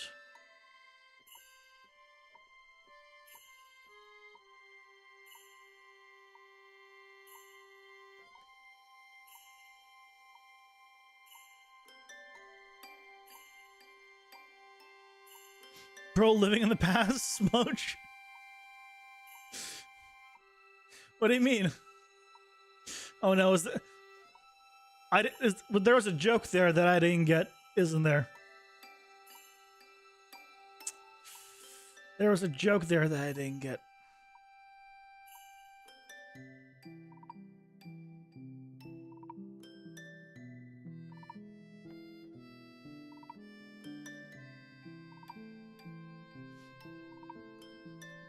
Looks like Bargus from Love, Death, Robots.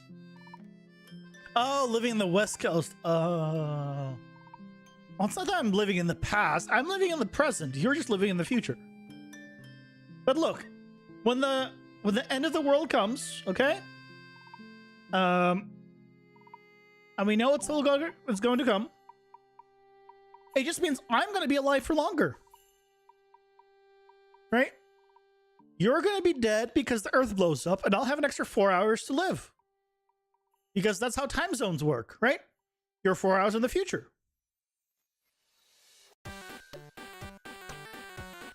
So I get to enjoy an extra 4 hours when the Earth blows up. I know beforehand. So I get to, enjoy time with my family, friends, if I had some,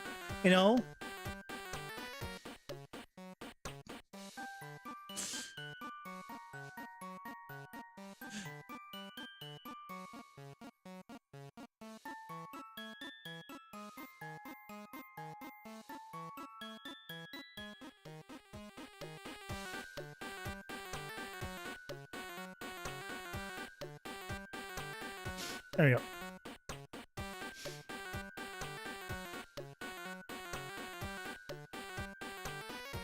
You got a game design project due in 3 days? Do I think I can help you with a question? Yeah, just ask your question. Yeah. I'll see what I can do. That's not being selfish. You just absolutely just ask for stuff. That's why I'm here because to interact with you guys. If you have questions about game dev stuff, yeah. Ask away. Creepy as hell. Creepy as hell as always. Brrr. It looks so silly when it's pixelated because his eyes don't really show up.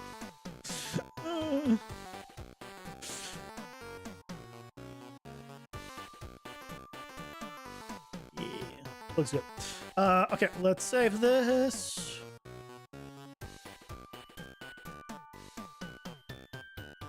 Roars or upwards.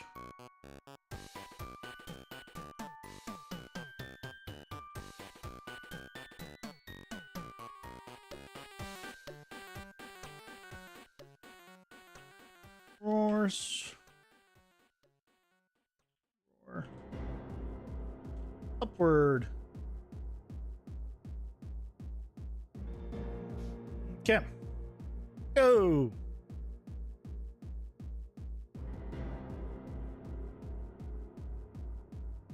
There it goes. That's rendering it. I'll let you know when the world about to end here. Thanks. Yeah, that gives me a little more time, see? Like, I understand when you take 5 minutes to read the chat, that doesn't connect with what I have to say, but this one was crazy. The problem with me is like, I'm like thinking about, I'm reading you guys, so I'm thinking about like what was being said, but I'm really bad about remembering things. And then I'm also focusing on what I'm doing and making sure like I remember what I was doing here. And then I'm also checking like 10 other things. And so, yeah, streamer brain is very much a thing.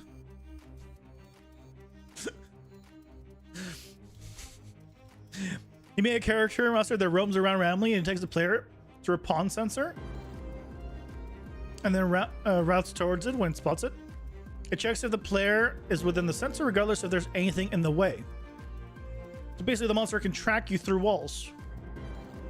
How do you make it so it actually sees you, depending if it would see you? Well, there's actually, you can use actual, like, vision sensors. UEFI has perception, which includes vision, that automatically will block it through walls, but assuming you're not doing that, and you're just using just regular, like, distance, or, like, in a range, like, what's it called? Basically, an overlap volume. When you found someone, do a line trace to them. Or a sphere trace to get a larger area. And if it hits a static object, it doesn't do anything, it ignores it. But if it succeeds, if it goes all the way to them, that means they see them, actually. And then they do it. So just implement extra a line trace or sphere trace, and then you'll pretty much get it. Hey, Senpai, welcome in. Streaming adds quite a few layers of complexity. Yep. It absolutely does. Yeah, like things that will take you like seconds to do will take longer if you're streaming. It's just how it is. Streamer brain is a condition where your brain gets slowly smooth during the streaming session. That's not accurate, Guts. It doesn't get slowly smooth during the streaming session. It immediately becomes smooth during the streaming session. There is no progression. It's just you turn on the streaming button and then it's like, you know, smooth immediately. Is that a component for the character blueprint? No, that's just a regular trace. Look into line traces and sphere traces. You can do it from anything to anything. It's independent from stuff. Yeah.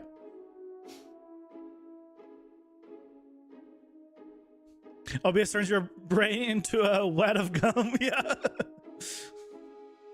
Into a wad of gum. I don't know why I said wad of gum. Freaking went Bugs Bunny on that. I'm hunting wabbits.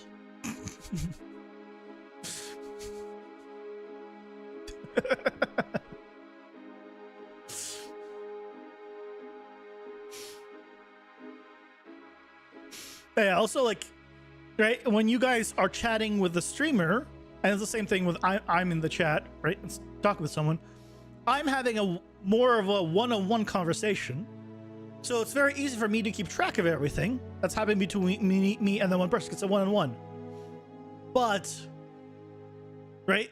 But all of a sudden, from the streamer's point of view, you have multiple people that you're having conversations with. So you got to remember everyone's conversation. It's much rougher than one-on-one. Recommend creating custom trace stations. Allow for tracing. Yeah.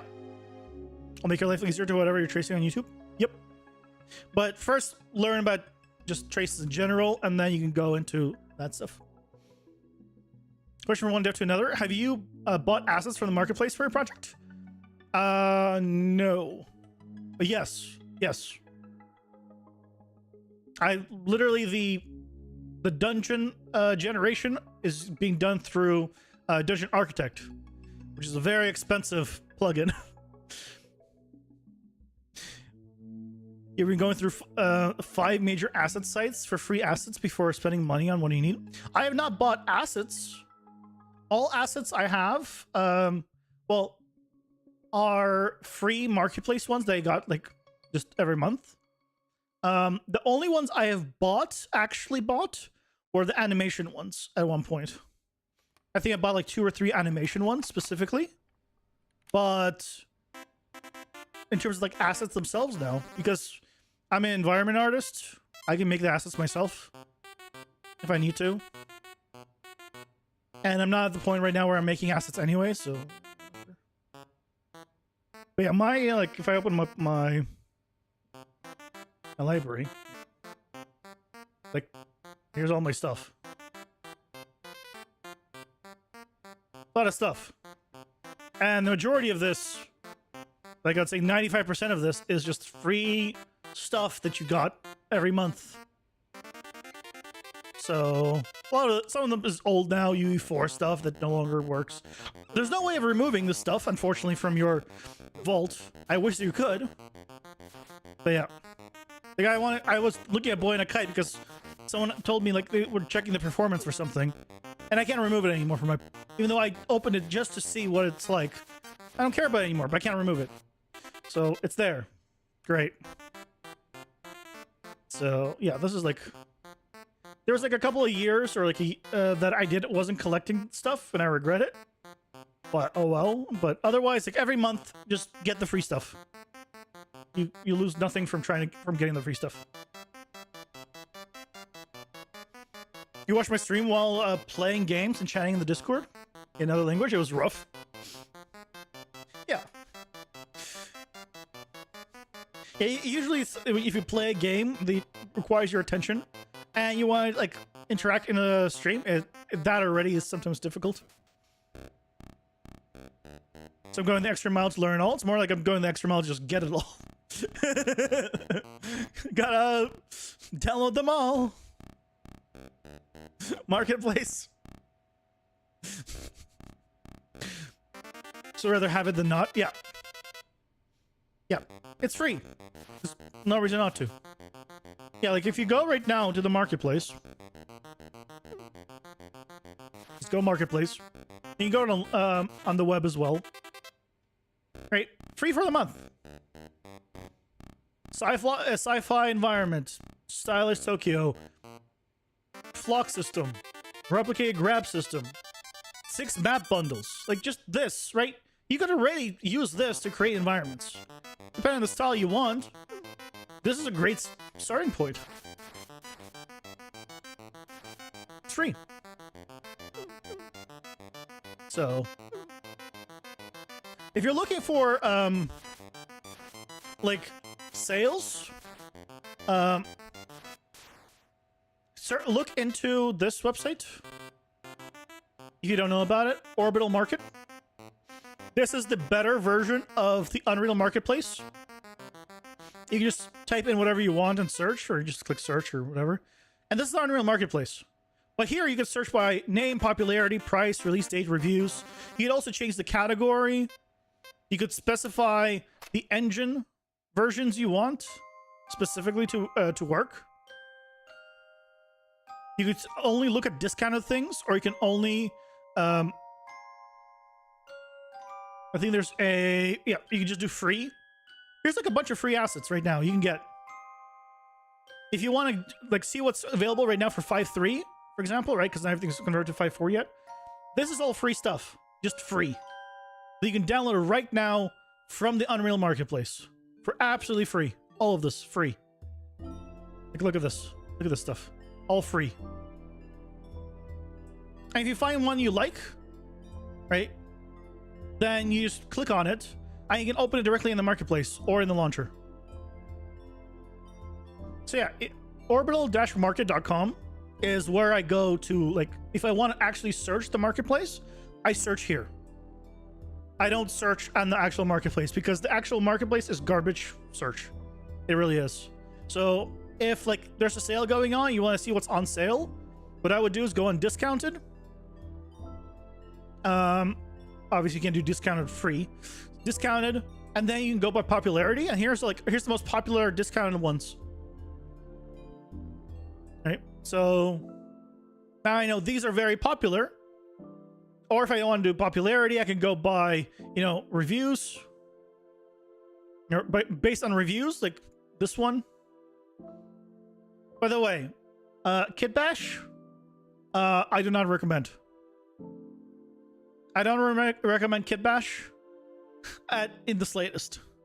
Dear God. Because not for Unreal specifically. These I mean, maybe not this one specifically. I don't know. I can't speak for every single version of these. But the at my previous place of work, this is done. We had some Kit Bash assets, and they were so bad. They're just completely unoptimized for Unreal specifically. What I mean is, one object would have like 100+ materials on it. Like I remember there was one like I think we're doing a cyberpunk thing, if I recall, and then there was just like a concession stand, like a little building with stuff in it, and it had like over 100 materials. That's not good. That is not good. So dear God, don't do that.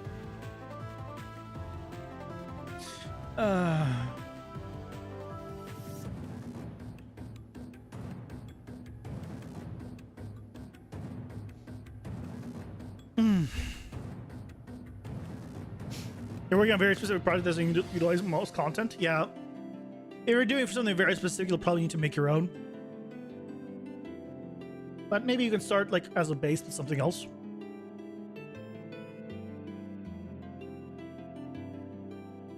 You want to buy Dynamic Sky so bad? Dynamic Sky is really good. Ultra Dynamic Sky. Ever streaming you you save a new website for me?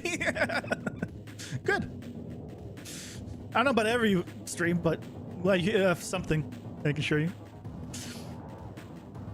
Yeah, Ultra Dynamic Sky has been out for so long, your price is still so expensive. Yeah, but just because it's been out for a long time doesn't mean it's any less powerful, right?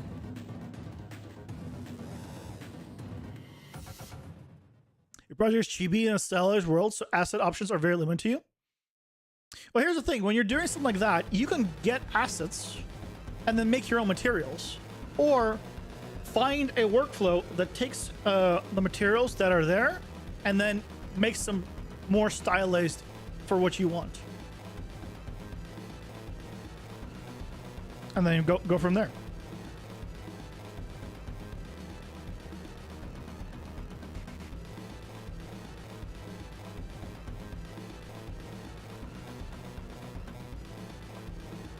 A lot of them also keep updating for new versions. Yeah, a lot of them keep working on it and keep updating. Like the Dungeon Architect one that I'm using, right, is $300. Very expensive. But he's still working on it to this day. Does it get updates every like month? No. But it still does get updates. Still working on it. Still gets updates. Ultra Dynamic Sky and Weather is the most professional asset you've used. Dock is built into the plugin. That's so easy to use. Yeah, see, that's really good. That's really good. Finding a character creator for RPG Chibi is your biggest hurdle. Yeah, most likely what you would need to do is create your own. The best way probably to do it is to use probably Manny as your character base and then just modify the skeleton to fit your chibi character, like in terms of proportions and position and bone placements, and then see about migrating all of the animations, stuff like that. That's where I would start. So you can start using like start getting like a bunch of the animation stuff and just migrating them over.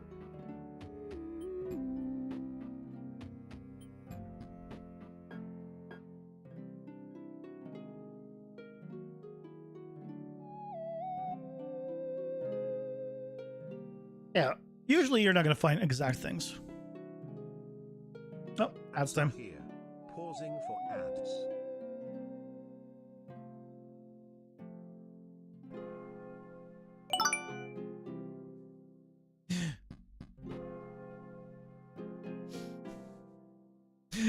Thank you so much for the bid solutions. The new motion mapping and U54 will work with chibi skeletons. I mean, it should work with anything. It uses your character's animations. But you need the animations first. That's the thing.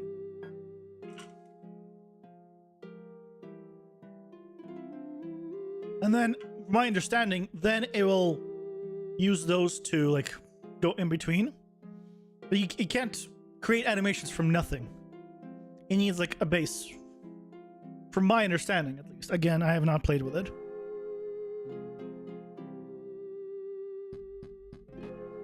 I have not played with it at all.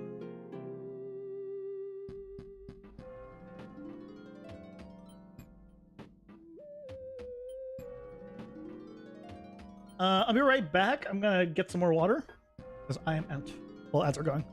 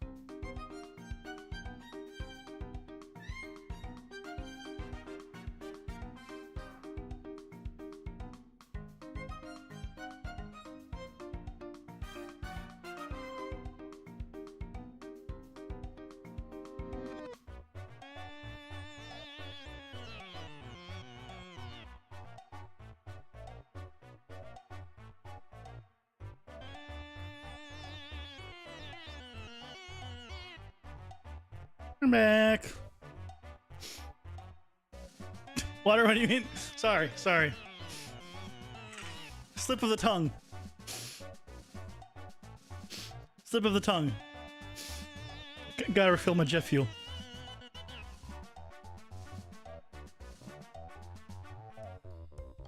Occasionally it just slips out, and I'm really bad about not lying. And so occasionally a lie slips out, and yeah. Sorry.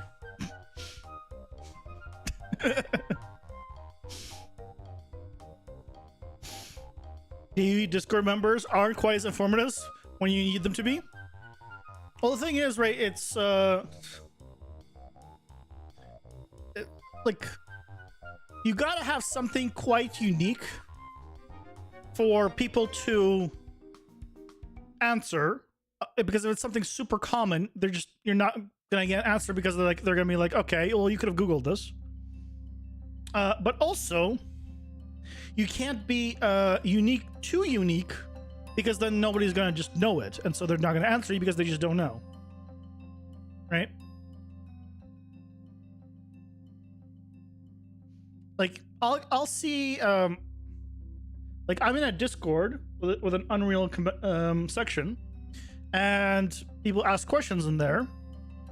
And I'm not talking about my own. I'm talking about another.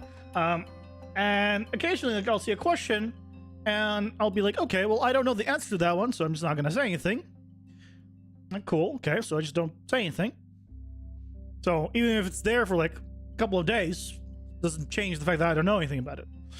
But sometimes I do know the answer, but I know that it's also something that's extremely easily Googleable, like in a couple of seconds. And so I will not answer it because it should have been faster for you to Google the answer than it was for me to answer it. That's how I judge it. Now, it's different for my own Discord. In my Discord, I will typically answer like even small questions, unless I don't know it. Right? But that's because it's my Discord, and so that's just how I am. But in another Discord, yeah,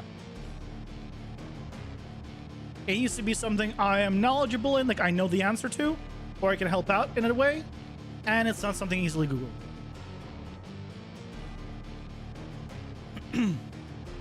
Is it going to Disneyland seeing some character talking at the costumes? I know, I'm sorry. I need to be better.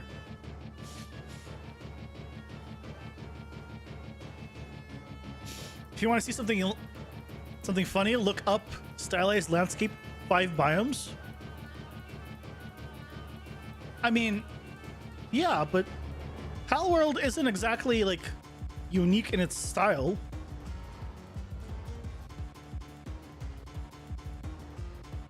So, yeah. I mean, yeah.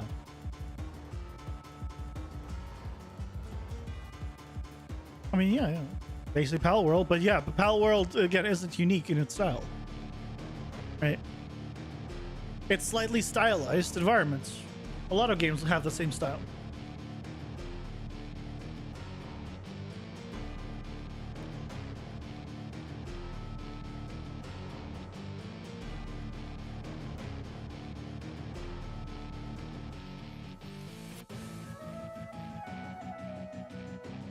That's the thing, like a lot of people are like, you know, this game copied this, you know, X game.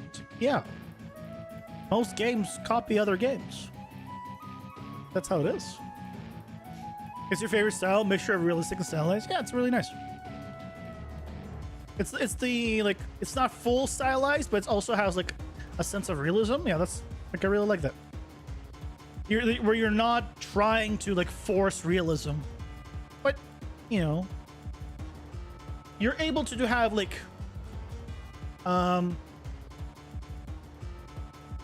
I feel like a lot of like maybe Pixar is like in that camp, right? They do like realistic lighting, but like the animations aren't realistic, right? It's very like over the top, and you can do that with that in between. You never looked at Power from that perspective until recently? Oh, really? Yeah. When you play enough games, you'll notice that, oh, yeah, you've seen this before. It's like when I played, I don't even when I played, when it came out, Genshin Impact, right? Everyone was like screaming, Breath of the Wild, Breath of the Wild. Because it looked like it. Like, yeah, but you can't copyright that. Just because it looks like the same style doesn't mean it's a copyrighted style. You can't copyright the style. Games take from each other all the time. That's how the entire industry grows. And people, any company that tries to like force patent something like that is greedy as hell. That's all they are. Nintendo would try, yeah. Well, like I said, greedy as hell.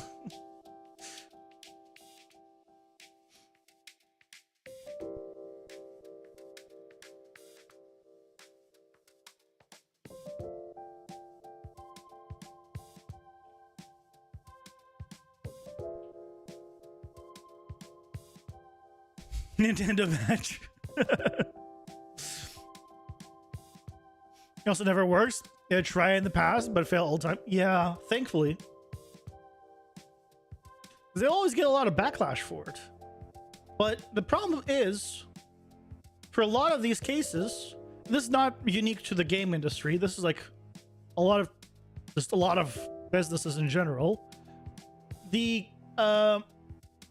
cost of paying for the crime is not higher than you make from doing said crime.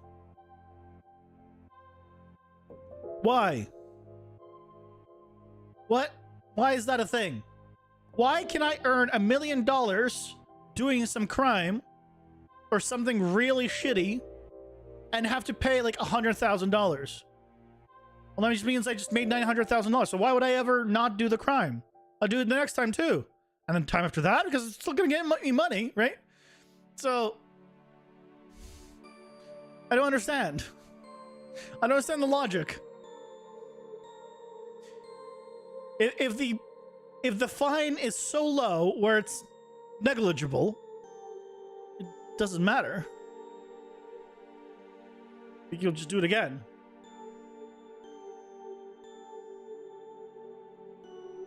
That's actually one of the reasons, like, I don't know if you guys heard, at one point, I don't know if it's recent or not, people wanted to make speeding tickets, at least in the US, a percentage of your income. So instead of being a flat fee, that really hurts the low-income people far more than high-income people. They want it to be a percent of your income. So no matter how much money you make, it will hurt you the same amount.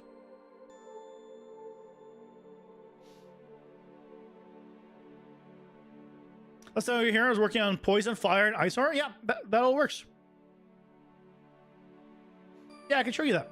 Yeah, here, I'll show you. Let me just plug in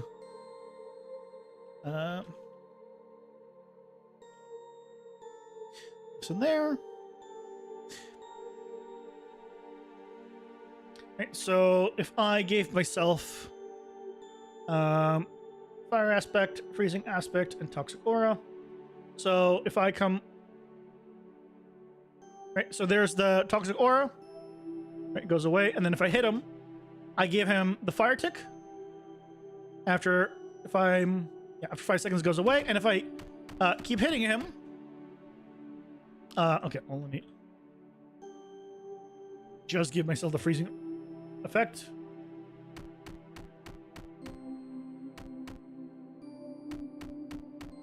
There he goes. So he gets frozen.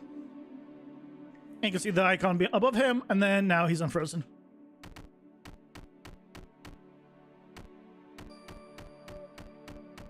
And he's frozen again. And he goes unfrozen. Yep, so that all works now.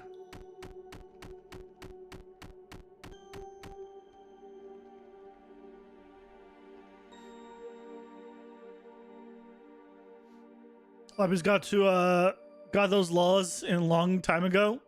Keep fines limited. Yeah. You get it all working at the same time. Yep. Alara is building. Yep, it's all working together. And it's very easy now for me to like add more as well. Pretty much. Does the freezing in place also cause tick damage? No. So the way the freezing currently works is it builds up. So every hit you do builds up a little bit of freeze. And when you get to the threshold, he's frozen in place. And once he has any amount of freeze on him, he will slowly reduce in freeze every second or whatever it is. Every half second. Like a little bit of freeze goes down. So basically you just have to keep it up. And when you pass a certain threshold, he gets frozen.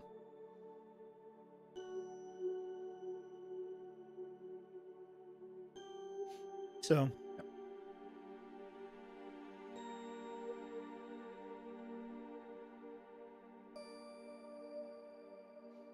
What if we made a boss that has a clone of me, has all my stats and power-ups I gathered up till that point? I mean, that is cool. But also, you're gonna die immediately. Because keep in mind, you're fighting bosses that have like 10 times your health. and you're killing them relatively quickly right now. If the boss did the same amount of damage to you, you would kill them. They would kill you in the same time you would kill like a regular small mob win. So it would need to be like rescaled where you take only partial damage, and yeah, it's an interesting idea. I'll keep it in mind, but it's not as easy as just like, hey, let's just put it in. Enemy clone of your character at that moment, yeah, like it's possible. I'm not throwing it out. Yeah, I need to. This is something that I need to figure out. Let me get your guys' thoughts on this. So right now, right, we have so we have a dungeon, right, and it can go which way, right, and eventually it will get to the boss room. Now, one of the rooms can be an item room where you can get an extra power up. And at the very beginning, you get an item. Also, I want to have it where you can get more power-ups potentially. Or if you know, I want to figure out item rooms and secret rooms. They're using black background, not blinding us in our dark rooms. You're welcome. I also don't like the white background, but unfortunately, it always opens white by default. So usually I have to like, immediately turn it black. So right now, the issue we have is, it's not an issue, but just the gameplay mechanic is, right? When I can, let's say this door is open, right? If this door is open, I can go through the doors here. But I can also just jump out of the walls. Because if, for example, the rooms were set up where there was a room here as well, and let's say it was touching, right? And maybe like it connected here, and there's a room here. Let's say it was like this instead.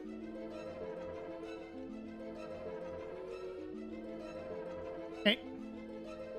Where it just happens to link back this way. And let's say the boss was actually down below. But it was like here. But it was just lower down. What you could do is jump from the starting room, jump across, kill the mobs here, and then jump down and then kill the boss. I think that's cool because it's a three-dimensional area. There's nothing stopping you from doing that. Okay. Now, you probably want to get this item. You don't have to, but you probably want to get another power-up. But that's 2 power-ups per level. I don't want to add just more item rooms. Like, I don't want to just add another item room here or have like 3 item rooms in a level. Like that just seems arbitrary, right? So we can do a few different things. The wing cap from Mario 64 so you can fly to the bottom. No. Are the areas procedurally generated? So every room is manually created, but the way they're connected is procedurally generated. So if you don't know, if I open up my level right now, like my game level. So if I start the game,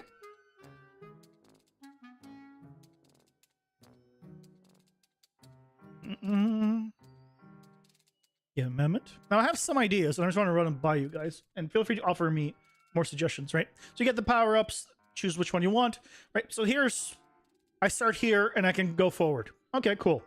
If I start again, there's an entirely new area. But you see how there's areas here, and I can go forward, or I can just go here. And now I'm in this room. So I just and the boss is through this door, through here. I technically can't get to him, but if I kill these guys and I open the doors,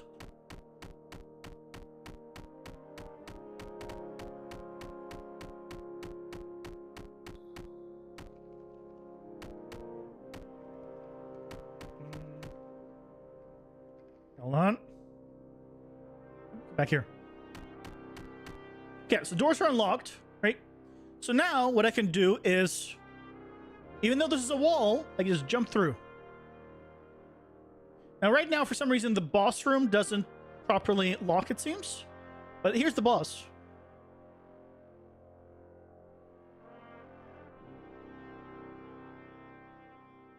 Yeah, the boss room for some reason doesn't lock properly. But yeah, now this is locked, and so I can't jump out. That's what's supposed to happen when you enter the boss room as well. But if I go ahead and kill these guys and then walk through the boss room, yeah, for some reason it doesn't do the locking thing for the boss room. I gotta fix that. But yeah, so now I can fight the boss, but I haven't explored the rest. And I can jump out, but you gotta be careful when you're jumping like that because you can just jump out the map. But the other thing is, let's see if I can get it to show. I need to generate a few times.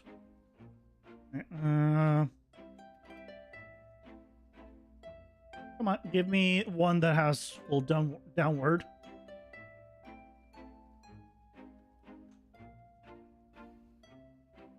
Why are these all flat? It's supposed to, I think one of the features isn't working right now.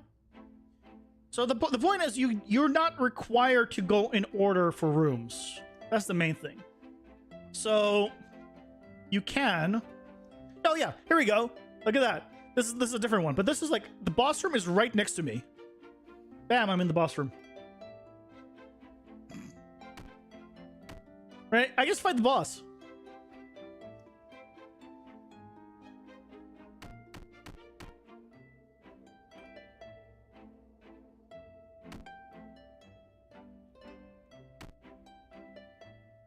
Yeah. And again, I shouldn't be able to jump out. I'm gonna write that as a bug. Dungeon. Boss room walls not locking. Player in. This is a feature. This is a feature. So the way it works currently is when you so you start in a room at the beginning, get the item. Then you enter a room. When you enter a room, okay, all the doors get locked. You cannot go through them, and you cannot jump out of the room. You're stuck in the room until you have killed enough enemies. Now, depending on the size of the room, you either need to kill all the enemies or a certain percentage of the enemies. Once you have killed enough enemies, the doors become unlocked, and you can then jump out or walk through Yeah, guys, will have a good one. Thanks so much for stopping by. Have a good rest of your evening. So that's cool. So here's what I'm thinking. After playing this in Hades, here's what I'm thinking. Instead of having item rooms, okay? Instead of item rooms, what I can do is designate a certain number of these rooms, okay, to have an item in it when you when they die or when it's cleared. So let's say you start with an item, and let's say I pick 3 items in this room or in this layout that generate an item on completion. So it's not going to be these 3 guaranteed, right? So instead, let's say it's going to be this one. This is the one that gets an item. Maybe this one. Maybe this one. 3 random items will appear when you clear that room. The items, power-ups. So maybe that.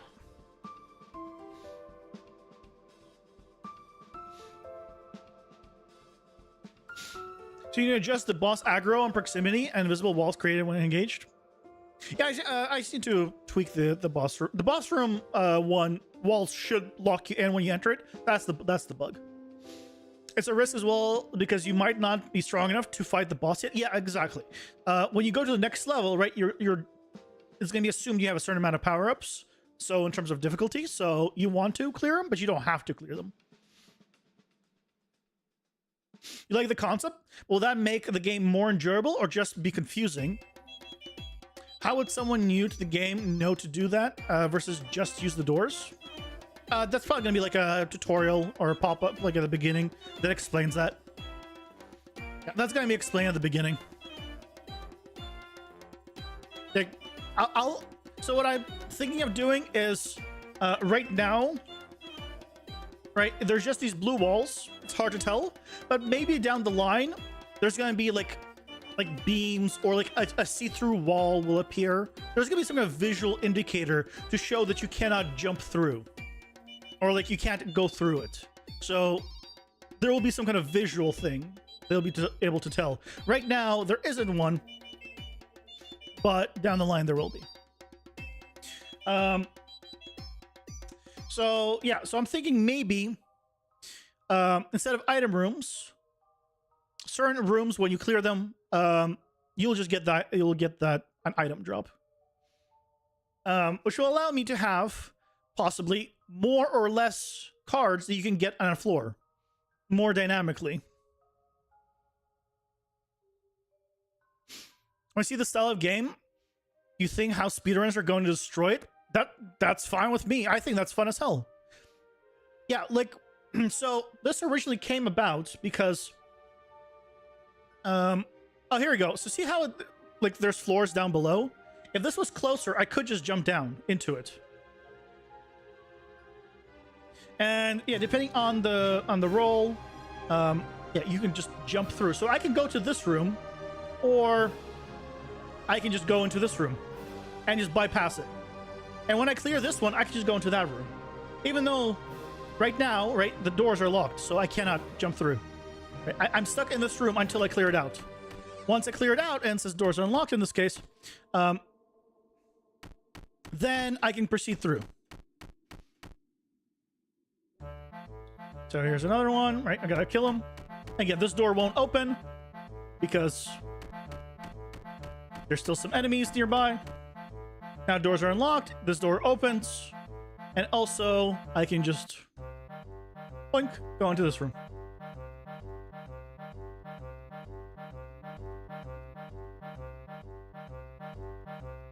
Alright. So, yeah, you can...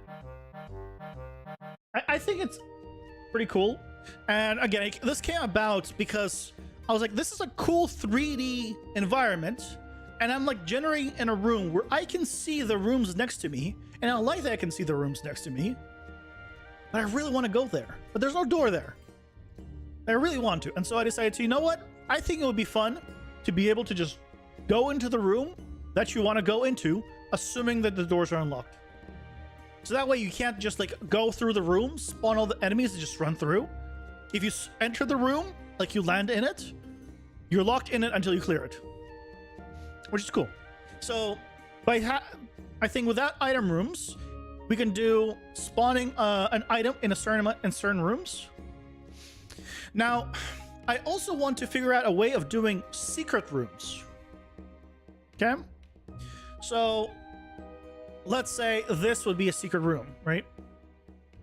Let's say this is a secret room. That means I need a way of having this room be invisible until you enter it. Well, I can make everything in it invisible, potentially, and then when you enter it, it becomes visible. And have like a secret way of getting inside. I think that could be fun. I think that could be fun.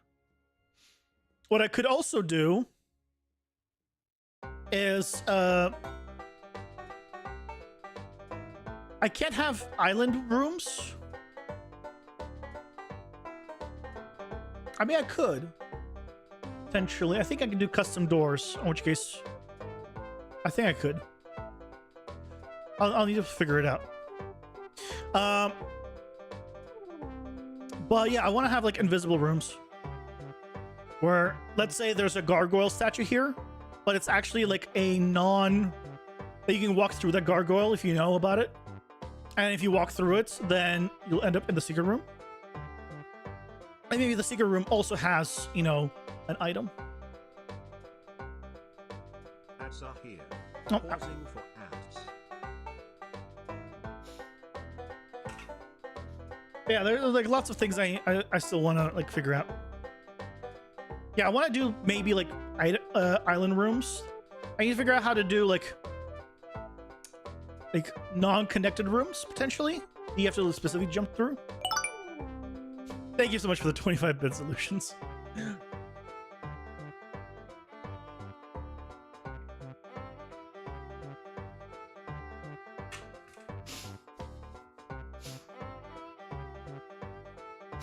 I think you're like 100xing my daily income from Twitch.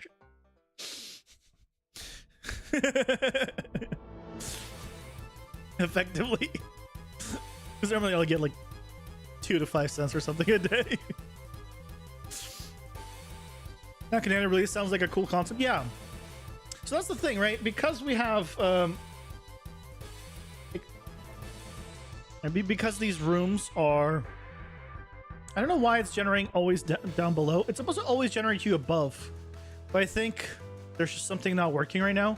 It's always supposed to generate you moving downwards, not upwards. Oh, here it goes, right? So you can see there's a room down, but it's a little far away. So if it was closer, I could jump down. Oh, is this one? Oh, here we go. Here's a good example. I'll wait for the ads to finish.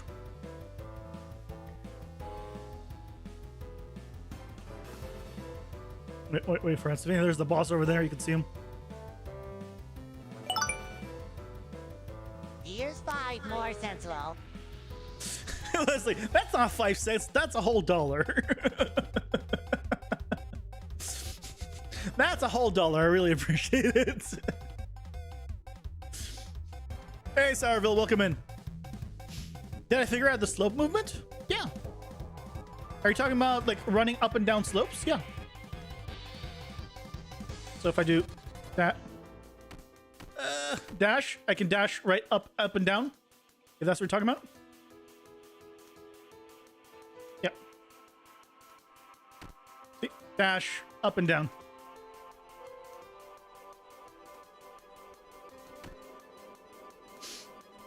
So yes, sir. But oh, I meant to show that you yeah. So you can jump down, right?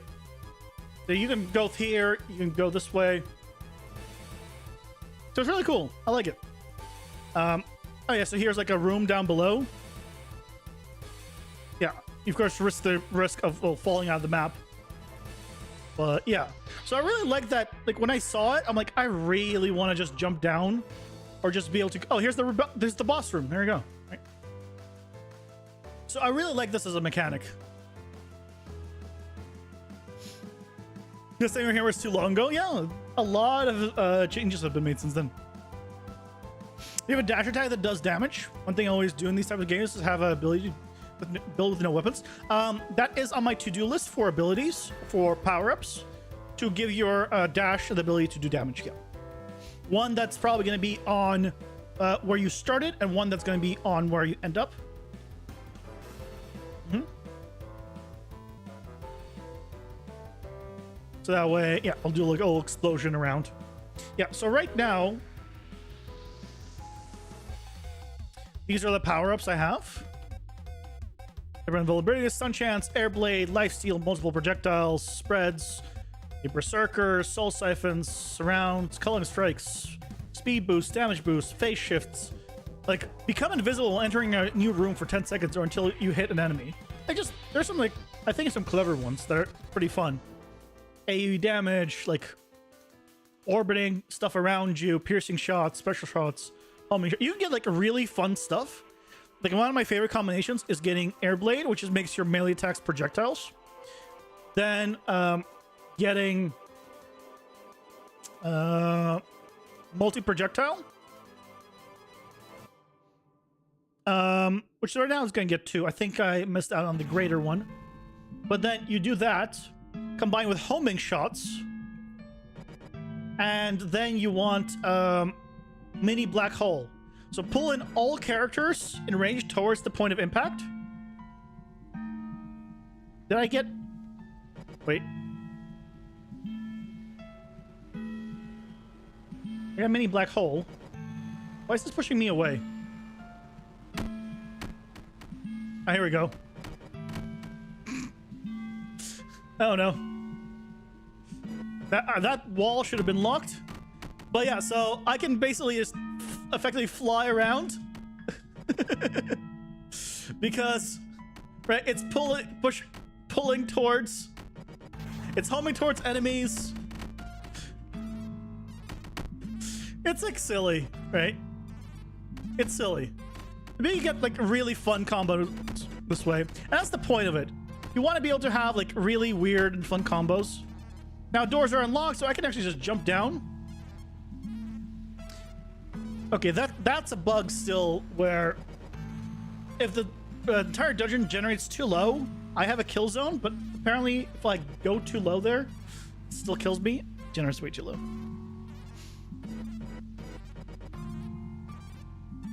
You see the 3 ability acronym bad words have increased? I mean, I guess. Gunfire Reborn has a cool ability. It's called Thunderstep. When you dash, you shock all enemies around you. There's a Thunderbolt animation. Something like that. Cause, yeah, that'd be cool. I can jump. Yep, I can't jump. But, yeah. Oh, here we go. Right. So here's... one. The boss room is literally right below me. I could go this way. Or I could go to the boss and fall right in between the cracks and to my death. Great.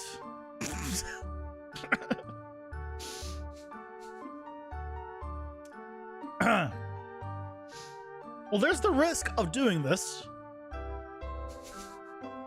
Look, it's not easy, you know, getting in right in between there, but you know, if you're good enough, you can get it right in between there.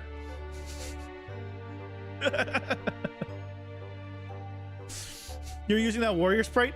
Oh, the one from the menu?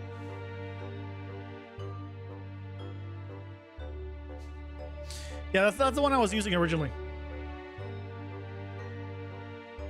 But yeah, I think this is what we're gonna do. I don't know. What do you guys think about when you clear a room having a power up potentially drop? I need to figure out what other items to like drop. I'm thinking one of them should be like an item that you need to open the secret rooms. Maybe. So if you have the item, you can go through and you can get into the secret room. If you don't have this item, then you can't. And just because you have the item doesn't mean there is a secret room. It's just there's a chance of dropping the item to unlock a secret room. And there could be any number of them potentially in the room, in the level. Like I can customize how many. So yeah, like a key, basically, yeah. A key for the secret room specifically. So the items would be like the cards. Right, so this is like the actual like cards you get, the power-ups. And then a key. I don't know what else for the secret room. I don't know what other items to add though. It's a key card. Good. Well played. And then a random idea, what if you did a Crash Bandicoot thing where there's a secret area, but you can go to that. It's kind of like a bonus area.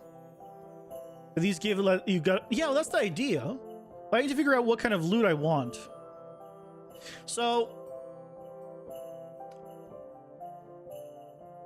the problem is right now I only have the power-ups.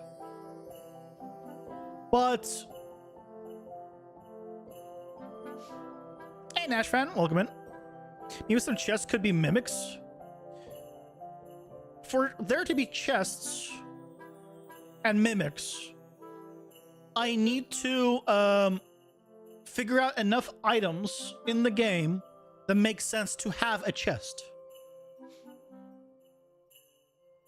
How are the power-ups dropped obtained?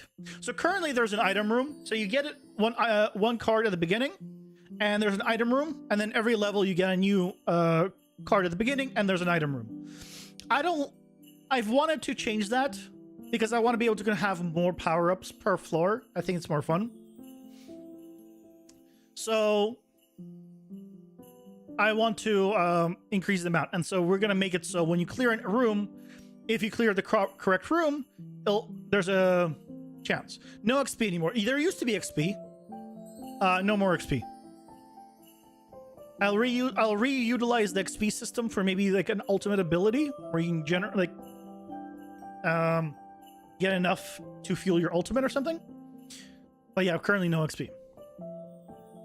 I killed it because the problem with the XP system and my current playstyle, right, is if you go from this room, let's say from the starting room, and clear this room, and then go right to the boss, you have so much less experience than if someone cleared everything. And so the problem with that is when you're designing the difficulty for floor 2, 3, 4, right, you need to assume a certain amount of power the player will have. And if you are assuming that they're going to have like 5 power-ups because they're going to be level 5, but they're only level 2, well, that's a little difficult. But what if some enemies give more XP than others? What if one guy's all of a sudden 8? Right? So it's very hard to balance and hard to control, but this becomes a little easier to control. So what I need to do is figure out more items. So like, for example, I can give gold, right?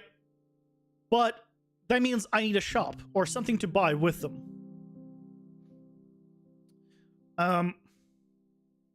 What I can do, and this is also an idea that I played Hades 2 yesterday, and Hades 2 did something interesting, or does something interesting. I think this was the same thing in Hades 1. Hades 2, you have cards, basically, you can unlock that you enter the dungeon with. And then you get power-ups in the dungeon. So maybe I do something like this. Maybe there is the roguelike element will be, hey, you can increase your starting damage. Maybe you can increase your starting health. Maybe you can increase your starting whatever with the coins. You can buy improvements from them. Or maybe it's not gold. Maybe instead of gold, it's like shards for health, or or potions, or whatever it is, and they'll increase the certain thing. If you get enough of them, and there's a chance to drop on every floor, or in every room, then you can increase it. Wouldn't that be the same? No. So what I mean is, let's say every room has a chance of dropping a shard, okay? This shard will not help you in this run. This run will not help you at all, but you store it, you keep it, and then when you're out of the actual run, you can spend, let's say, 10 shards to increase your starting HP by 10. So instead of starting at 100 HP, you're starting at 110 HP now for every future run. So all future runs will start at 110 HP. And let's say, well, now you spent 10 of these, but now the next one's going to cost you 15. And it's also going to increase it only by 10 to 120. And the next one's going to cost you 20. And then it's going to go to like 130, right? So it's going to be like, it's going to be more expensive every time. But it's only going to give you a certain amount of HP, and you have to balance it, right? So, and now I can introduce multiple items. So now we're talking about potentially having like extra damage, right? Maybe we can introduce armor. We can introduce HP, maybe some other stuff. And so now I can introduce more items in. Or with gold, you can have meta progressions. What are meta progressions? Having have coins and having a merchant that sells cards. I could do also gold. So aside from these shards, we could have the gold and have a shop somewhere that also sells cards. Yeah. And maybe one of the shop items is also like HP or damage up for that run, or like those cards for that run. I like that idea too. Considering it's about blood, blood should probably be currency. Maybe. Maybe.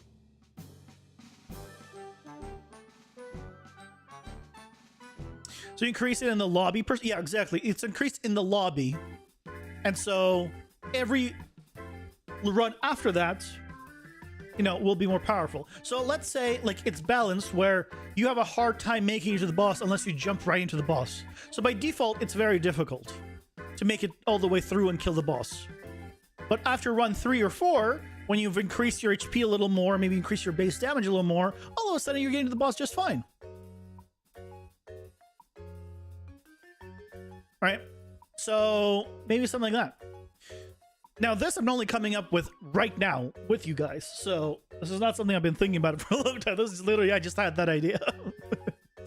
So yeah, it's like you have in the lobby, you can increase your stuff before you go to the next level. Yeah. And I had this, I just really like the way, after playing Hades 2 is just, I like the fact that every time I went into the dungeon, I was technically more powerful because of items I found in that dungeon, because I picked up some stuff. It wasn't much, but it was a little bit more powerful.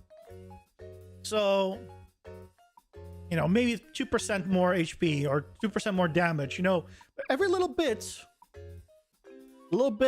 every time you gather a little more and you become more powerful, makes it a little more easy.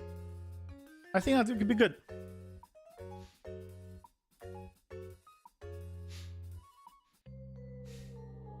You'll drop a lot of bits for me to add mimics. If we're doing these items, I will add mimics. So for that to happen, the chests would need to be sprites. They would need to be sprites, and they would need to have like a sprite open animation. And then if that sprite open animation happens to be a mimic, it will just become a mimic and attack you. You know, I think it could do that. Definitely could do that.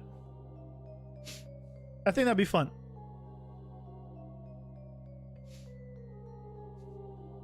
Meta progression is the stuff you can buy outside the run that affects future runs. Yeah, okay.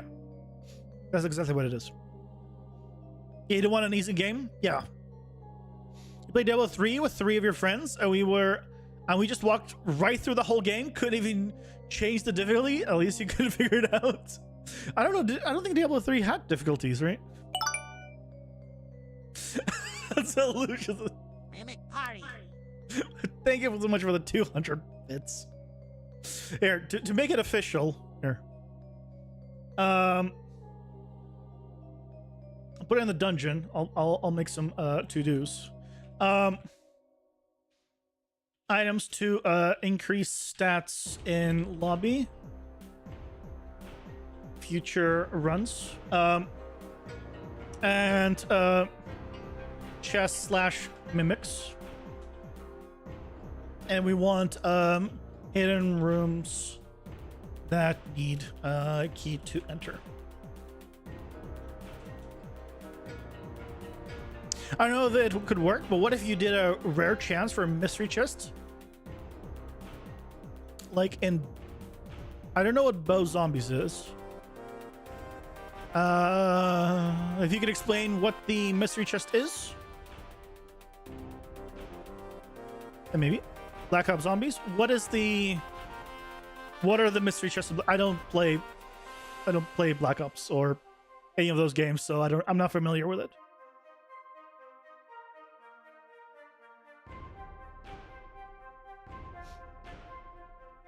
So if you could please explain. And then possibly.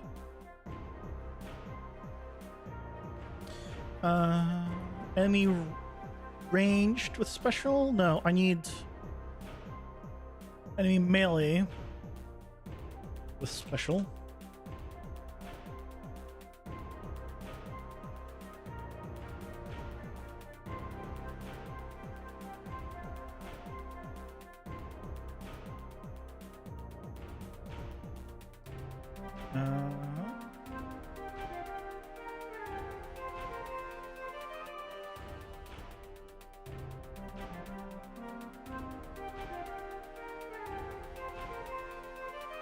So when you would go to the chest, it costs currency, but you get any item in the game from it. It also have a rare chance to get the best gun from it. No, I feel like that's too much of like a gacha thing. What I could do is introduce keys. So if you get a chest, maybe because like Binding of Isaac has that. You can get chests, you can get different rarities of chests. And if it's a regular chest, you'll just get like 1 or 2 items. But if you get like a rare chest, you need to have a key. And if you have the key, then you can open it, and then you get potentially either better stuff or more stuff. So go do something like that. Yeah, I don't want to introduce like a cycling gacha mechanic. Have one floor be nothing but boss level monsters if speed ran too fast. Oh, like there's a bus run in Binding of Isaac as well. Could do that. Have I ever played Crawl? I have not. I have crawled in games. Well, technically also in real life. But no, I've not heard of Crawl. Okay, so this is melee with special. If we give this to our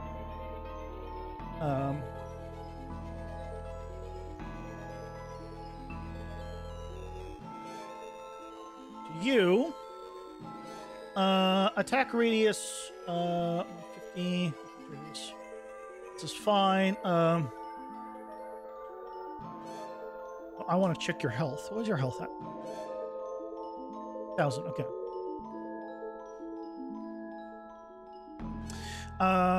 If we go to you and I override no, interfaces.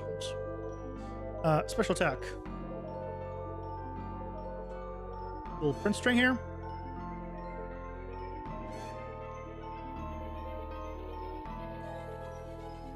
So now he should have his roar attack. After, if I survive from him for 20 seconds, he should do his roar attack.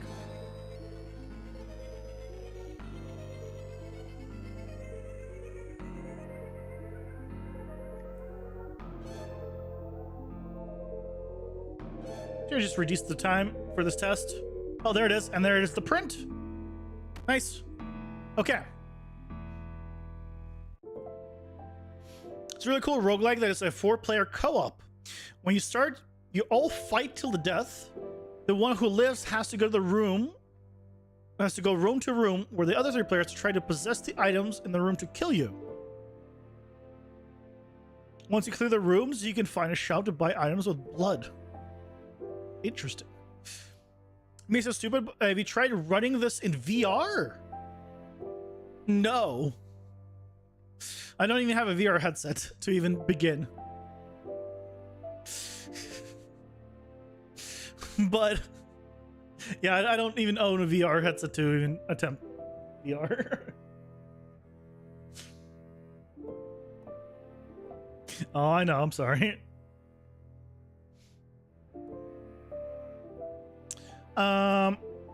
Can I do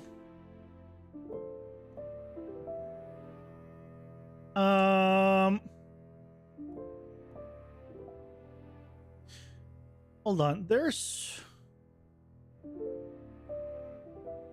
I have the abilities it's gravity launch.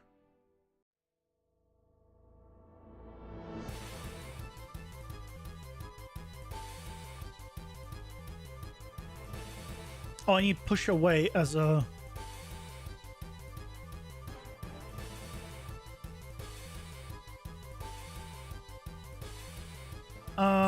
what I can do is push this in here.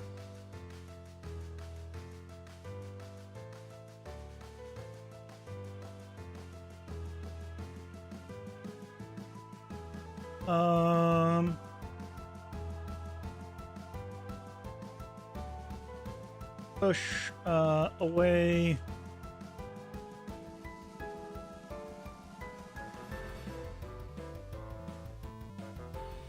Override. It was this or get push away override.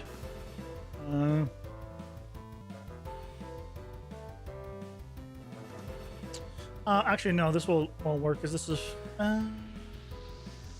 Yeah, that'll work.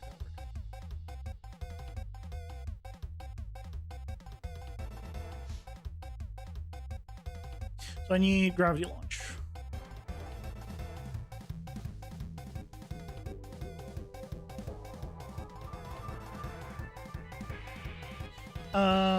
Push away, source. Oh, it needs a BP. No, we need to modify it.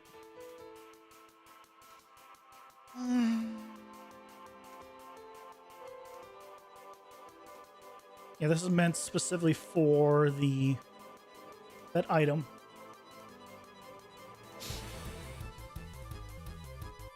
If another player kills you, they become the... Well, there's no other... Oh, you're talking about the game. right. Already blanked on it. Sorry. Got some cool things that can give you inspiration to your game. Reminds me of my cell a lot. Yeah, maybe I'll check it out. It's called Crawl. Let me see if I can find it on Steam. Crawl. In library. I already own it. Okay. Apparently I already own it.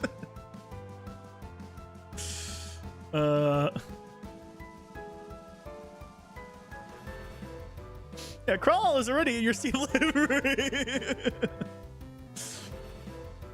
Yeah, that's pretty cool.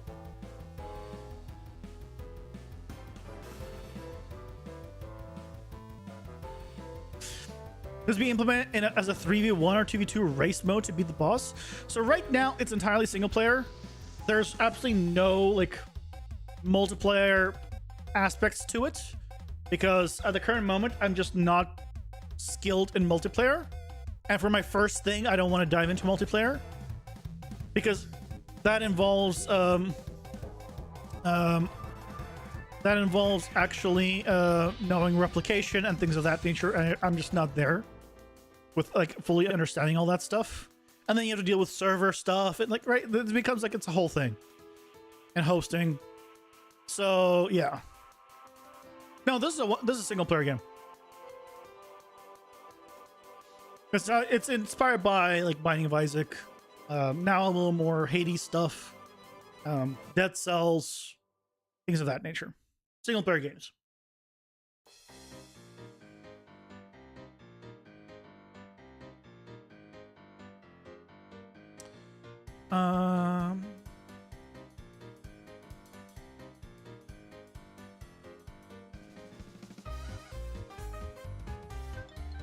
Oh, I need this because of this.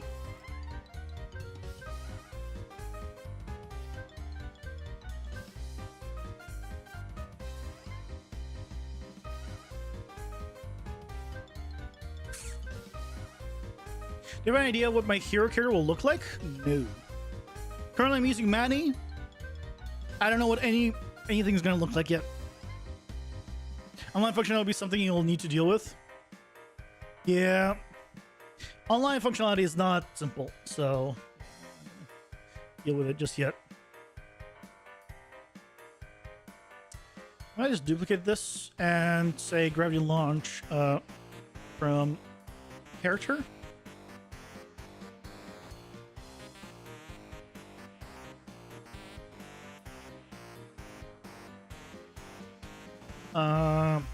Push back.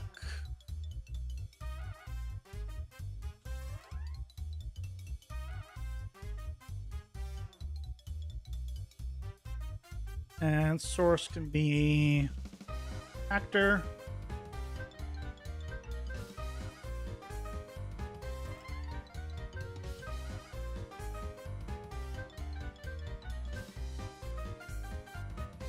I'll need to modify the other one to be an actor as well. It's fine. I'm gonna have it pull in. Do self. What I want to do is modify the range on it though. Ads are here. Pausing for ads. Oh yeah, I need sphere rate, which I don't have.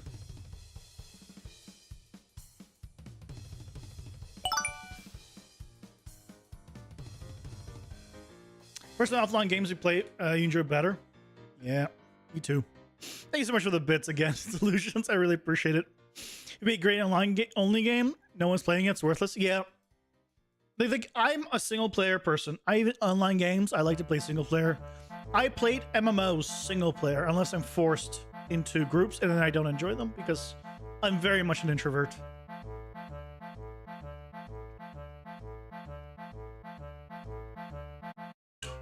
Like for MMOs, I play them single player because I feel anxiety raiding, basically. I don't like raiding because of it.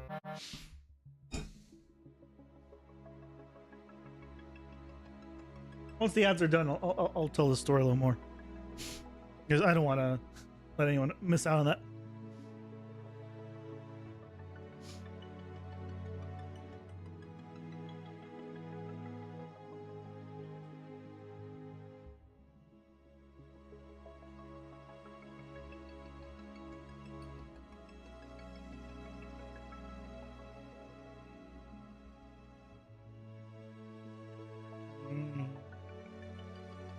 So it should be fine. So like to go back to your GameCube and Wii, yeah, Wii was great. I never had the GameCube. Never had the GameCube. Had the Wii for some time, not a lot. Okay, ads are done. So,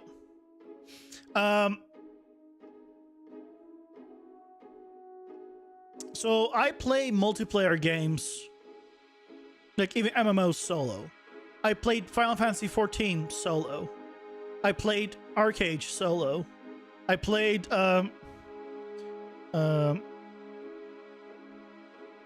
what's the there's another one that came out sometime. There's another MMO that I played recently solo. What I mean by solo is I'll play everything I can do solo. If I'm forced to group, I'm forced to group. But I have a really hard time and I dislike raiding for this reason. Like, I don't like raiding because I have a lot of anxiety raiding, because the problem is in most MMOs, it's very much a, hey, we already know the mechanics, you're new, if you fuck up, you're out, goodbye. And then just like, that's not fun. There's no chance to learn. Like, right? So you have to have the best gear, which you're not gonna have if you are new and you're just starting out. So like, it's not fun for me. If I had like friends, like real life friends, or some people like I played with, then and we all play together and we all learn together, yeah, that's fine. I love learning the fights. I'll learn the fights. It's not Arcade. I forget what it's called. The Korean one that was really popular like, a few years ago, with Vicus and I forget the name of it. I don't think it's Arcade. Arcade is the one before that. Either way, like the problem with like the game was I played like 1,000 hours of it, and then effectively, no, not Terran Line. Korean MMO. Lost Ark. I played Lost Ark was the last one I played. 1,000 hours of it. A lot of hours. Hey Al, welcome in. Tell me about my MMO experience. Story. So I played 1,000 hours of Lost Ark. I enjoyed it. Hated raiding. Because when you're starting out, like if you're keeping up, then everyone's learning together. Okay. But usually they already have groups. So they'll learn with their group. And now they know the fight. So why would they want to play with someone that doesn't know the fight? Because they're just going to wipe again. So they're going to look for people that know the fight. And so it becomes a thing of, well, you're new, so we don't want you. And you're new, and so nobody wants you. Or your gear isn't perfect, so nobody wants you. Right? And so MMOs basically give me so much anxiety with raiding that I play solo as much as I can. And eventually, when I can no longer play solo, I typically quit the game. Because unless there's somehow a difficulty mode where they're not looking at like my gear and making sure I'm perfect, there needs to be, for me to really like long-term like do raiding in a game, I think the way it needs to be done for people like me is there needs to be tiers of raiding. I think WoW does this with LFG, with looking for group, where there's a tier where you could just mess up all the time and still clear the content. Like, yeah, most people will mess up, most people don't know anything, but at least it gets you in the door to learn some of the mechanics. And then if you want to, you can then progress to the higher difficulty and then learn the mechanics properly. Like, and maybe introduce maybe a new mechanic, right? But that is what I like and prefer in MMO, but most don't do that. So, yeah, that was a small rant. What are my thoughts about Epic's exclusivity offer? What exclusivity offer? Can only publish on their platform the first 6 months. Oh, Epic's. I'm thinking from Steve. I mean, it's great. It's a here's some money for an early access. Hades did this. If you don't know, the original Hades game was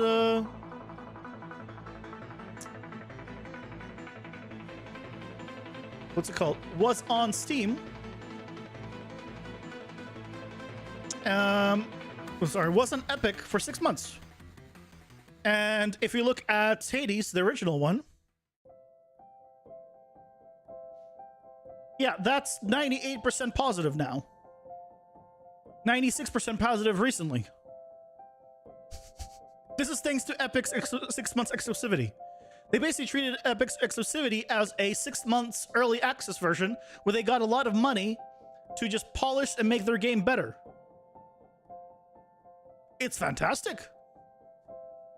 Like, if you think of Epic's exclusivity offer as you're releasing your final game, yes, there might be some issues. But if you use the Epic exclusivity offer as, hey, here's a lot of money to polish your game during that 6 months before your real release on Steam and everywhere else, then you get Hades.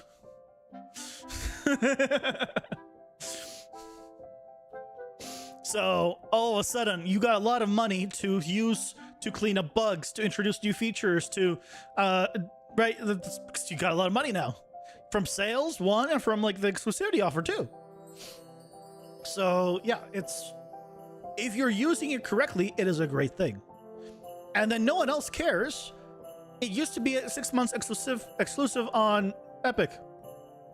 I don't know anybody that most people don't even know Hades was exclusive for 6 months on Epic, because very few people play it on Epic, so they don't care and they don't know. So yeah.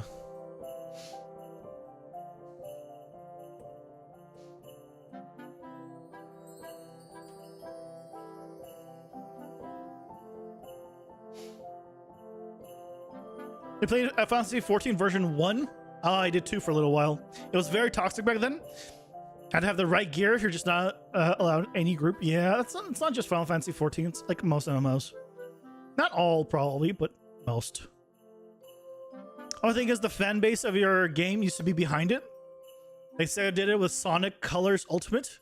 You got review bond now. Not because the game had issues, but because they released on Epic Games before Steam. Yeah, well, yeah, it depends on like where you're. Hades is like an indie team, right? it's not going to have the same kind of problem as a big AAA company. When a AAA company does this, it's kind of like, what the hell, guys? When a small indie team does it, it's like, oh, well, that's fine. They weren't going to get money. Not many people know about it anyway already. So you don't have the same problem. There's a lot of flack for what Steam did it recently.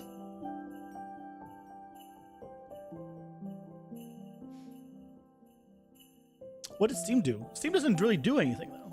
Ever. Let's see if this power-up works. I'm gonna run around for 20 seconds and not die. I should have reduced the time.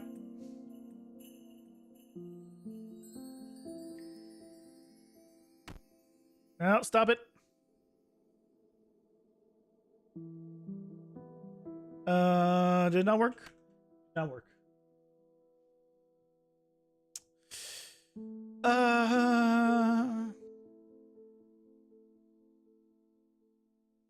Oh. Okay, I see the problem.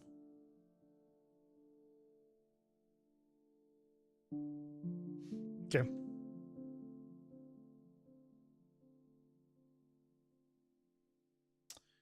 I need to do a sphere trace by channel.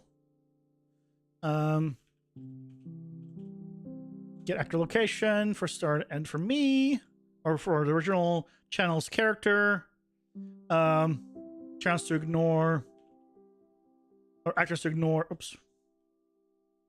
Ignore self is already checked. Don't need to add anymore. Radius 1000. Okay, this is multi.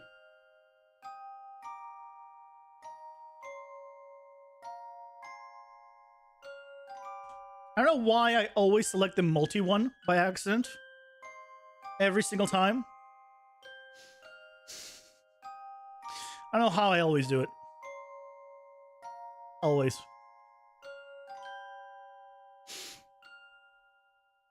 They updated their 2-hour refund policy to include all early access games as of now. I mean, that's good. So it's even better for consumers. So now you can refund early access game after 2 hours. That's great. What's the problem? Why would they get flack for being pro-consumer? That sounds like a fantastic thing.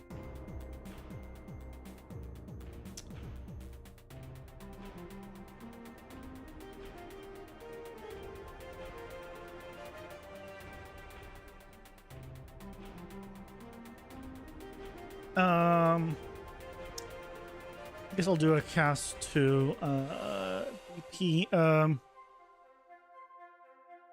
action character for now. AC abilities.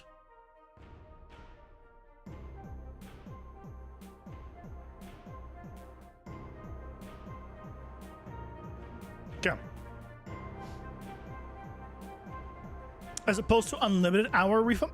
Well, they've never had an unlimited hour refund. What do you mean it's anti-consumer? They've never had an unlimited hour refund policy to anything. It's always been a 2-hour refund policy. What do you mean? Every single game on Steam right now, after you play it for over 2 hours, you cannot refund it. Or 2 weeks. If you own it for over 2 weeks. That's how every single other thing is. They have it. How's it anti-consumer? It's the same as the rest of the policy. In fact, they've now made it so it's also now includes early access, which is great. I see no problems here. Unlimited refund policy sounds... It is terrible. It means if there's an unlimited refund policy, I'll just play the game and refund it immediately. All games, forever. The reason it's 2 hours and not unlimited is because some people don't play a game, beat it, and then refund it. That's the reason for it. So, yeah, this is like entirely like, this is great.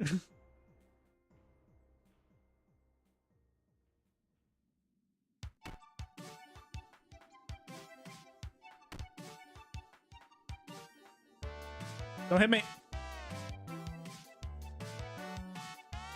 Yeah, so let's not update it to like the rest of their. Oh yeah, there we go. He pulled me in. See that?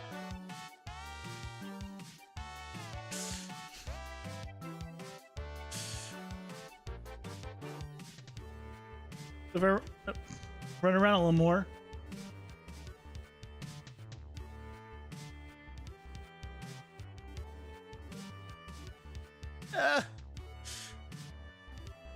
Now, I probably need to do it like multiple times. But yeah, it works. I need to figure out if I want to do like a pull in or I want to like buff nearby allies or something. I'll figure it out. We still don't like the 2-hour refund policy either. You play some indie games like Tori 3D. The game is only $1. It's like an hour long at most. You still see people in Discords happy by returning it, beating it. Yeah, but that's, you know, that's on people. That's not the Steam refund policy being bad. That's people being bad. That has nothing to do with Steam. That's shitty people. There are more games that have issues out of the gate in early access. Activity issues, bad optimizations, game crashes, and all. Yeah, but if you have problems within 2 hours, you can refund it. And I'm sorry, but if you're getting an early access game and you're having early access problems, why did you buy an early access game if you didn't want early access problems? I'm sorry, but that's on the consumer. That's not on Steam. It's like, look, I'm gonna go buy a broken old car. Oh shit, there's problems with this broken old car. I'm gonna sue the person that I'm gonna return this broken old car after driving it for a month and realizing there's problems. No, you bought it. You knew what it was. It was told to you that it was broken and old. That it was gonna be repaired over time, but it needed some time for maintenance to come in and fix it for you. You knew what you were getting into. That's entirely a consumer problem. Like, I don't like. People don't understand early access. Yeah, early access is not the game is done. It means alpha or beta, depending on how early it is. The word there is like, the problem is the naming, and people don't understand what early access means. Yeah, you get a lot of asset flips that have come out, but well, it's not an asset flip when someone sees one bug that was game's broken, devs suck. Yeah, if it's a released game, sure, complain about bugs and stuff like that. If it's an early access game, submit the bugs and the reports to the devs so they can fix it. That's the point of early access. The point is for you to help the devs figure out where all the bugs are, where all the problems are, or anything that's not fun or not working, or like, that's the point of early access. As a dev, don't you feel bad for your customer not being able to enjoy your game because they chose to refund within the 2 hours instead of waiting one more week for the update? No. Why would I feel bad for the customer? You don't know why they refunded. Like, maybe the customer refunded the game because it just wasn't their type of game. If you want to avoid that, I suggest releasing a free demo of your game. Release a free demo. A free 1 hour demo of your game, depending on how long your game is, obviously. Have them play the demo for free. If they enjoy it, they can get the early access version. Less chance of refunds because they already know what they're getting into. There you go. Problem solved. Yeah. So there's lots of like ways of like around this. But yeah, early access itself is you're getting an unfinished product, and you're okay getting an unfinished product. That's what it is. And you need to be ready for things to be wiped, things to be reset, bugs to be happening, game crashes, like a bunch of stuff. Depending on how polished it is based on the dev. An hour is a bit long, maybe like 30 minutes for a few stages for linear. It depends on the game, yeah. Like, for example, for my game, right? Let's say once this game is in early access, let's say there's going to be 5 floors, right? Let's say there's going to be 5 unique floors. Maybe for the early access version, or like for the demo version, I'll release 2 floors and like 3 bosses instead of like all 5 floors and 10 bosses, right? Maybe I'll just do that, right? But like something that will just people could try out the game in a little slice of it, or maybe like a single level of it, or a single like little like section of it, or a level, or a puzzle, or a couple of puzzles of it. You know, something so people know what they're getting into, and if they like the free demo, they'll feel more comfortable getting your early access version, or even getting your final version that you release. It stops a lot of refunds. Assuming that it's not because, you know, your game's short. If your game's an hour long and they beat in an hour and they're done, nothing you can do about that. Right, that's nothing can be done about that. But yeah. But yeah, guys, it is already late. It's 3.5 hours already. Man, I've been talking a lot today. I hope you guys mind. It's been fun. I enjoyed it. When it went over, no, I usually try to go like till 9:30. It's definitely been a little longer side today, for sure. I enjoy chatting. I've had a bad experience with the refund policy on World. For Civ Day, they crashed too much and passed the 2-hour window. Yeah, you got to watch out for that. You got to watch out for that. Yeah, I got City Skylines 2, loaded it, filled with it for about half an hour, I think, and then refunded it because it wouldn't play even 30 FPS at on an empty level. That's the point of it. That's the point of it. But yeah, anyway, guys, thank you so much for joining me today. I hope you enjoyed it. Tomorrow we'll continue with this guy. Let's finish up his ability. Yeah, Sea Skies 1 was great. I love Sea Sky 1s. I want to fix up this a little bit and maybe adjust it for the other ability as well to make it all one. And what I also want to do is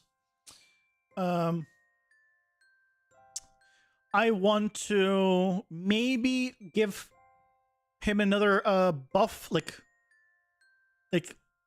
AoE around him, where if there's allies nearby or like other enemies, maybe he buffs them with his roar. So maybe he pulls you in and then he buffs allies. That could be fun. Let's see. We'll see. What percent of a game am completion wise? I mean, I'm still prototyping. So I'm not even like into like working on like fully working on the game. Yeah, making the buses have like a support ability in his roar. So maybe he pulls you in and then buffs allies, and then after you get pulled in, the allies just attack you. I don't know. So like maybe I'm like 10-15% through the through the prep, through the like prototype, I mean. Something like that. my estimate. I don't know. I'm bad at estimating, to be fair. Because I want to have like 10 bosses. Plus, we have them lined up. I want to have at least like 5 levels for the prototype. 100 power-ups. We have like 30-something power-ups. Still a lot to go. So yeah, there's still quite a lot to do. And that's not including, of course, right, all the having different variations of levels, figuring that out, all sort of stuff. So probably like 10-15%. I'm in no rush. I am not going to rush this. There's no deadline for me. There's no reason for me to give myself a deadline, rush it, and make a shit product. I'd rather take longer and make it better. That's the thing. I guess that's it. As I was saying that as though there was more. No, I'd rather not rush it and make it better. That's a period. But yeah, guys. Thank you guys so much for watching. I'll be back tomorrow at 6 p.m. Pacific. Oh, God, I just remember tomorrow's my interview with a second company. The first one company hasn't replied to me yet. That's the one I wanted. Well, hopefully it'll reply soon. Okay, guys. Take care. Till tomorrow. Bye.